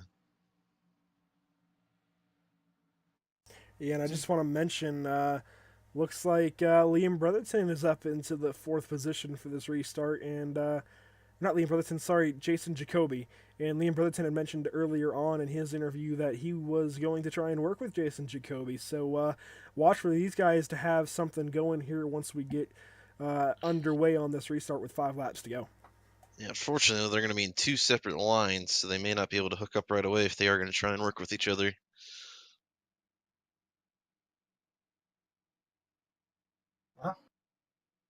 If they do try to work with each other, they got to get hooked up fast because we are inside that last 5. Should a caution come out before they get hooked up, that race is done. Or this race is done, excuse me. Well, just for a bit of fun, since you guys have a couple of your picks still on the front, and I mentioned really liking the paint scheme on the number 7, I think we might be able to see Blake Griffith get up there and make something happen. It's just, I don't know, something about that car is really, really nice looking to me. So the Dirty Air Studios machine there restarting in, it looks like about 6th place this time to the outside of Michael D'Amico in the 62, and just behind Jason Jacoby, who I think will make something happen on this restart. I know he's actually kind of a personality in the iRacing scene, so we'll see what these guys can do on this restart. Once we get down to it, Zach, it's your call for this restart. Alrighty, well, it's been the man up there up front, Liam Brotherton. He's been able to lead most of the race today. He's been able to keep his car clean and up front. Knock on wood, I don't want to get him into any trouble through a broadcaster curse. He will have the 24 of David McCullough behind him.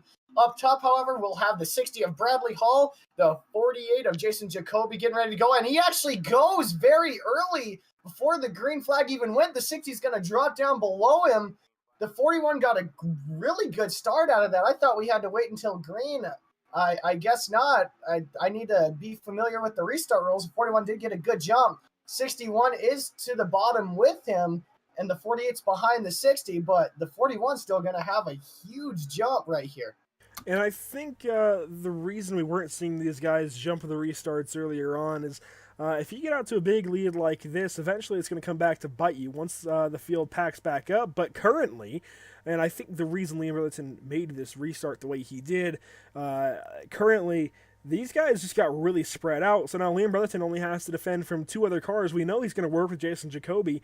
He can't make the move just yet. There was no run for him to work with Jacoby, but we know they're at least on good terms and will work with each other. But this actually will help out Liam Brotherton so that he doesn't have to defend against 20 cars, but rather about 10 at most once these guys actually start using the draft to catch back up. I think it's just going to eliminate the chance of a caution ending this race at least until like the last couple of laps, and B, just make it easier to defend that spot.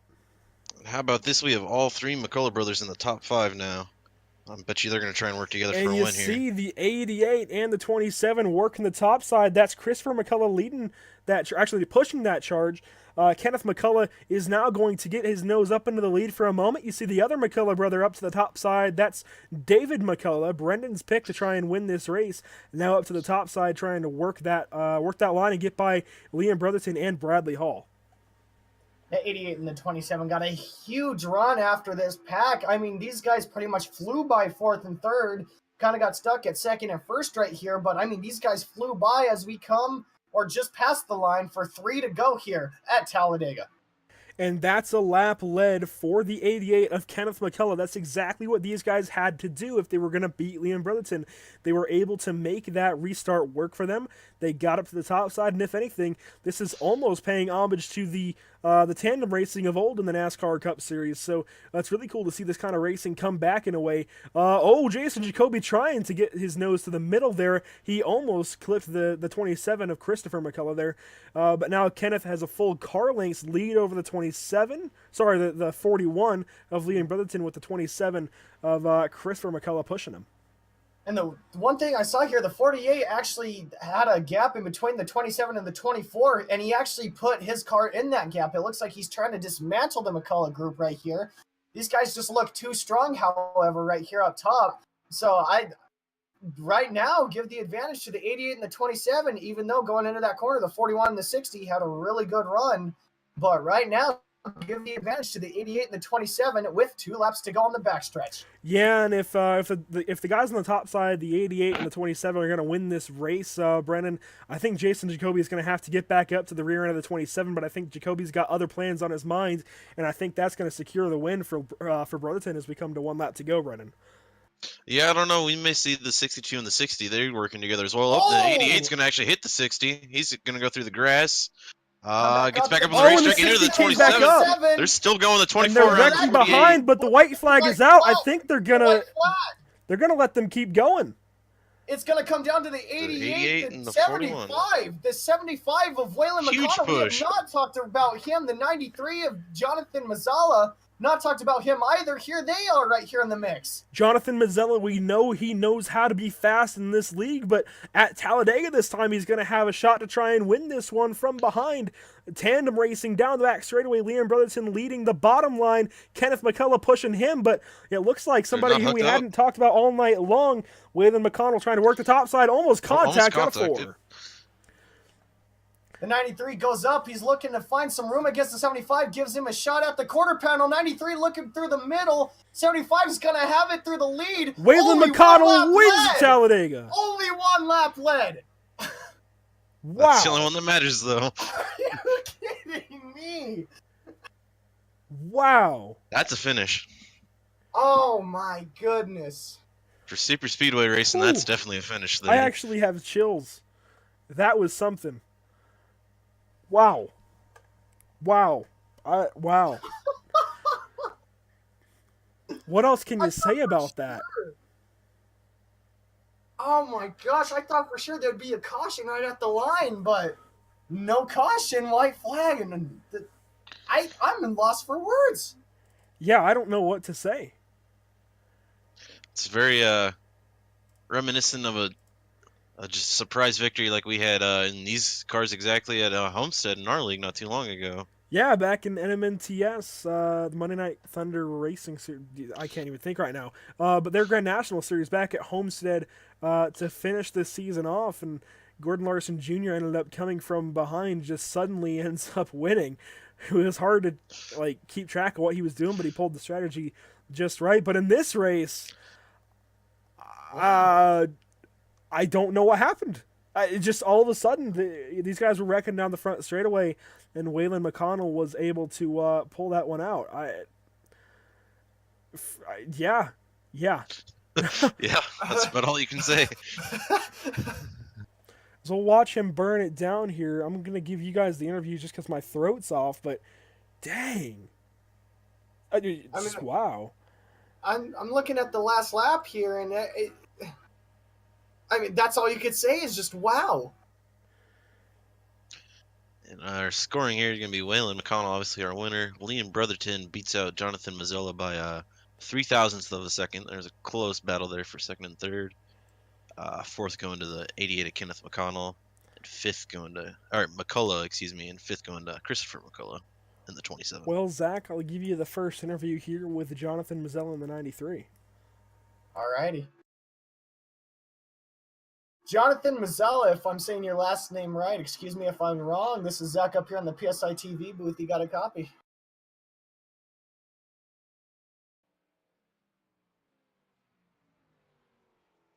Go for short. Jonathan M. Do you have? This is Zach up here on the PSI TV booth. You got a copy?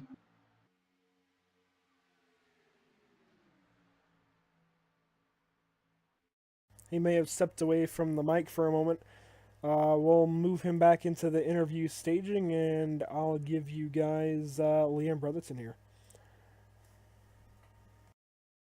Alrighty, Liam, do you got a copy with us? Yeah, I got you, boys.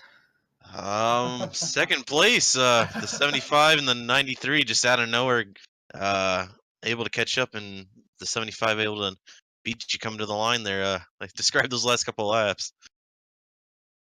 Yeah, they were pretty good. There at the end, we had me, Brad, and Jason up there, top three. So gave the countdown and kind of pulled out a little bit there, but just didn't really work out. But then coming back to the white flag, we had it lined up perfectly, kind of pulling away. Me and Brad probably going to get a 1-2 or 1-3 there that last lap, and then somebody just turned the 88 down onto Brad, and that kind of ruined that. And from there, I just could never get any help for the rest of the race. The 93 and 75 worked together. I tried every bit I had, all the side drafting I could, try to push them up, come to the tri-oval and cut down, use a shorter lane, but just wasn't quite enough. But yeah, it was good. Glad just to get out of Talladega with a good result without losing money. So it's always good.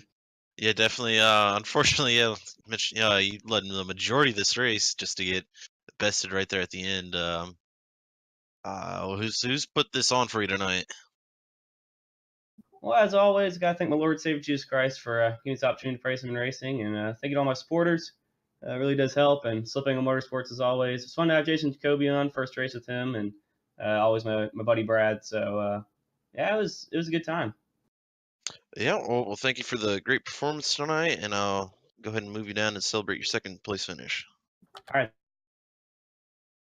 Didn't mean to cut him off. That wasn't unintentional. I didn't think he was going to come back with something. I apologize, Liam, if you watched that. Did not mean to cut you off. I just had it all going through my head. We'll try and get William McConnell back up in here. Actually, no. Try and get Jonathan Mazzella back up in here. Zach, I'll leave it to you. All right. All right, Jonathan M., you got this is Zach up here in the PSI TV booth. You got a copy? Yes, sir. I got a copy. All righty. Well, I'm not going to lie. You surprised us right there at the end, you and Waylon McConnell. You guys pretty much in the middle to the back all race, and then right there at the end, you guys showed your strength, man. First of all, what was your strategy coming in this race before we start talking about the wild and crazy finish? What was your strategy coming into this race at first of all? We were going to stay in the back until the last caution. Couldn't figure out when that would be, and then make our way to the front. And that last bit there, I just kept my foot in the gas and tried to go whoever had the most momentum. I got you. Coming towards the checkered flag, it looked like the 75 got a little bit far out there, and you tried to step outside of him, and he blocked you. From then on, did you kind of think you were going to try to force a 3 wide? What was your thinking coming to the checkered flag on the front straightaway for the last time? All I could think about was that 3 wide IndyCar Indianapolis race from a few years ago, and I wanted to do that, but it just didn't happen. We hear you. Well, surprised us all, man. You came out here, you put on one heck of a race, especially for the finish right here. Congrats on the 3rd place. Is there anybody you want to give a shout out to? Is there anyone you want to talk about? Of course, I want to thank Cameron and Brian for putting on another great show, and I look forward to it every weekend. It's been fun. Thanks for hosting. Awesome, brother. Well, it was a fun race, and congrats on the 3rd, man. And we look forward to seeing you the next time the iRacing Weekend Warriors put something on. Yes, sir. I can't wait. Thank you. And that was 2nd place finishing Jonathan Mazzella. We'll bring Waylon McConnell up now for you, Zach. Okay. Waylon McConnell, this is Zach up here on the PSI TV booth. You got a copy? Yes, I do. All I gotta say is 1 lap led. Lap led. That was great. Man, we watched you come from out of nowhere on that final lap with all that wrecking happen, and you put on one heck of a show. I almost lost my breath and my voice screaming for you right there at the end. But first of all, before we get to the end, what was your strategy coming in? I pretty much asked everyone that was in here, but what was your strategy coming into this race, first of all? I had planned on running in the back of the pack for most of the race there and trying to keep the car clean. I kept it clean up until I think it was the caution before that, and I ended up having to use that quick repair, but luckily I had saved it up to that point. Yeah, we hear you, bud. We didn't really talk about you all night. Like you're saying, you kind of stayed towards the middle of the back and, saving your car, saving your fast repair, which was really smart, obviously. But right there, coming towards the finish on that final straightaway, when you got past all the wrecks and you were passing the 41, what was going through your mind pretty much? What were you saying to yourself mentally? Well, I know he's a hard one to get past, and that 93 car, he was sticking to my bumper, and I was just praying to God he was going to keep pushing. It looked to me like he was going to try to slip up to the outside, so I moved up towards the wall, and the rest is history. Yeah. Yeah, the rest is history, man. Like you're saying, only one lap led, but it was the most important lap of the race, and it was that last lap, man. That was an awesome finish. Congrats on walking away with this thing. Before we let you go and we let you start, thanking everyone, Brendan, Andrew, you got any questions for him? Not necessarily a question, but Waylon, just a heck of a job there. As the one, I guess, broadcasting this from my PC, I got the data of how much you've been on air, and I think 3 of your 4 minutes so far have been just the replays. So just like great job, like coming from the back. I mean, I went through some of the field and had showed your car off and some others just to get TV time to you guys, and then all of a sudden, just wham, right at the end. As you guys are crossing the line in what looked like might have been a more exciting finish at the line maybe, but just a heck of a job avoiding that last wreck and getting up into that great position. Like you said, Liam Brotherton from Slip Angle, a heck of a guy to beat. Just great job on getting it done there. Thanks, man. I'd like to thank Jonathan for pushing me. That was he basically won it for me. So. Well, buddy, that was one heck of a race to watch. Congrats on the W, man. You pulled it out. Oh man, that was one heck of a finish, man. But hey, congrats on the W. We hope to see you next time iRacing Warriors put something on. We hope to see you in Victory Lane again. But man, I hope you go enjoy the night and go and celebrate with your family and friends, man. Have a good night. All right, I will. I'd like to thank Cameron and Brian for putting this on. It's always a great show. And that's it. Thanks. Awesome, brother. And that was your race winner, Waylon McConnell. Just wow. I really don't even know what to say other than wow. We're gonna watch his burnouts right here, and then get some more replays of that finish. Man, I mean, that was just incredible. It really was. Yeah, I mean, I'm just at a loss for words, dude. I've honestly got nothing. Yeah, I mean, I don't even know what to say, really. That was just an incredible way to finish this night off. A great job by everyone involved for keeping that pretty clean. There was the wreck, obviously, that kind of led to that finish, I guess, actually happening. But in general, that was a lot of really good driving, a lot of very clean racing from everyone involved to not make it worse. Because yeah, there were wrecks there. We saw the 60 and the 62 touch. We saw the 88, sorry, get into the 60. It was just, there were some moments, obviously, but that's going to happen at a place like this where you're running 200 miles an hour around each other all race, and just wow. I really don't even know what to say. It was just a great finish. It's fantastic finish. And we'll get another look at this. We're going all the way back to, I think, taking 2 to go. And we're just going to watch this 60 car. Something happens here that gets the 60 out of shape through the tri-oval. So we'll have to watch what happens with the guys above him, because I believe the 88's going to end up coming down, be it by his own doing or possibly Christopher McCullough, who was on his bumper. I'm not sure which. But something ends up happening between the 88 and the 60 here through the tri-oval, I believe, coming to the white flag. On my replay here, we're coming down the backstretch. From what I saw, it looked like the 88 was trying to get some side draft off the 41, and the 60 was just a little higher than what the 88 had anticipated, and it pushed the 60 down into the tri-oval, into the grass, is from what I'm seeing. Oh, no, he got a rogue bump from the 27. The 27 didn't line it up, and it just kind of sent the 88 into him. Yeah, and then just chaos ensued there.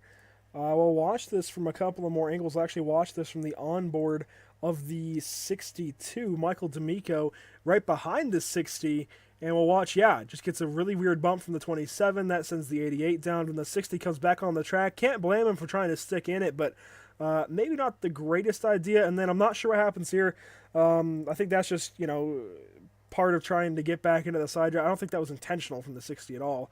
The 60 ends up coming down and hooking the 62 into the wall head on. And then some extracurricular there from the 62 to the 60. Understandably upset. Ends up getting a chance to win taken away, but I don't think it was his fault really. That really any of that went on, but you see just the chaos ensuing down the front straightaway. The 24-48 end up wrecking, and then David McCullough ends up on the wall, pretty much stopped. I'm trying to find the 48, Jason Jacoby here, as he ended up in another part of the wreck that we thought the wreck was almost over, and then he ended up. I'm not sure who he hit afterwards in turn one, but just Brendan, Zach, your overall thoughts on that finish? Go ahead, Brandon. So it's nuts. I don't think anyone really expected any of that to happen right there with 1 lap to go. I think more than likely, Liam Brotherton probably had a great chance of coming away with the win there if that incident hadn't happened and his draft buddy to get taken out, unfortunately, like that. Yeah, I mean, we could have asked for a closer finish, but it wouldn't have had that wild of a finish. So, I mean, I think we had a pretty good substitute there, but man, that was incredible. That was an incredible finish. I mean, action-packed pretty much from the drop of the green flag for the final time to the drop of the checkered flag. I mean, I've really got nothing else to say. It was incredible. Had me on the edge of my seat and had me yelling, so it must have done something right. Yeah, that really was just an insane finish. And I want to mention, since Brad Hall keyed up in the chat on Facebook, wasn't necessarily calling you out as having fault. Didn't want to make it sound like we were blaming you for doing anything wrong. Just the culmination of events there ended up with a huge wreck off into turn one on the final lap. And we'll watch the replay once more here of the actual finish out of turn four and into the trial. We'll just an insane finish there, and Waylon McConnell will end up being the benefactor of all this, and wow. Just wow. That's all you can say.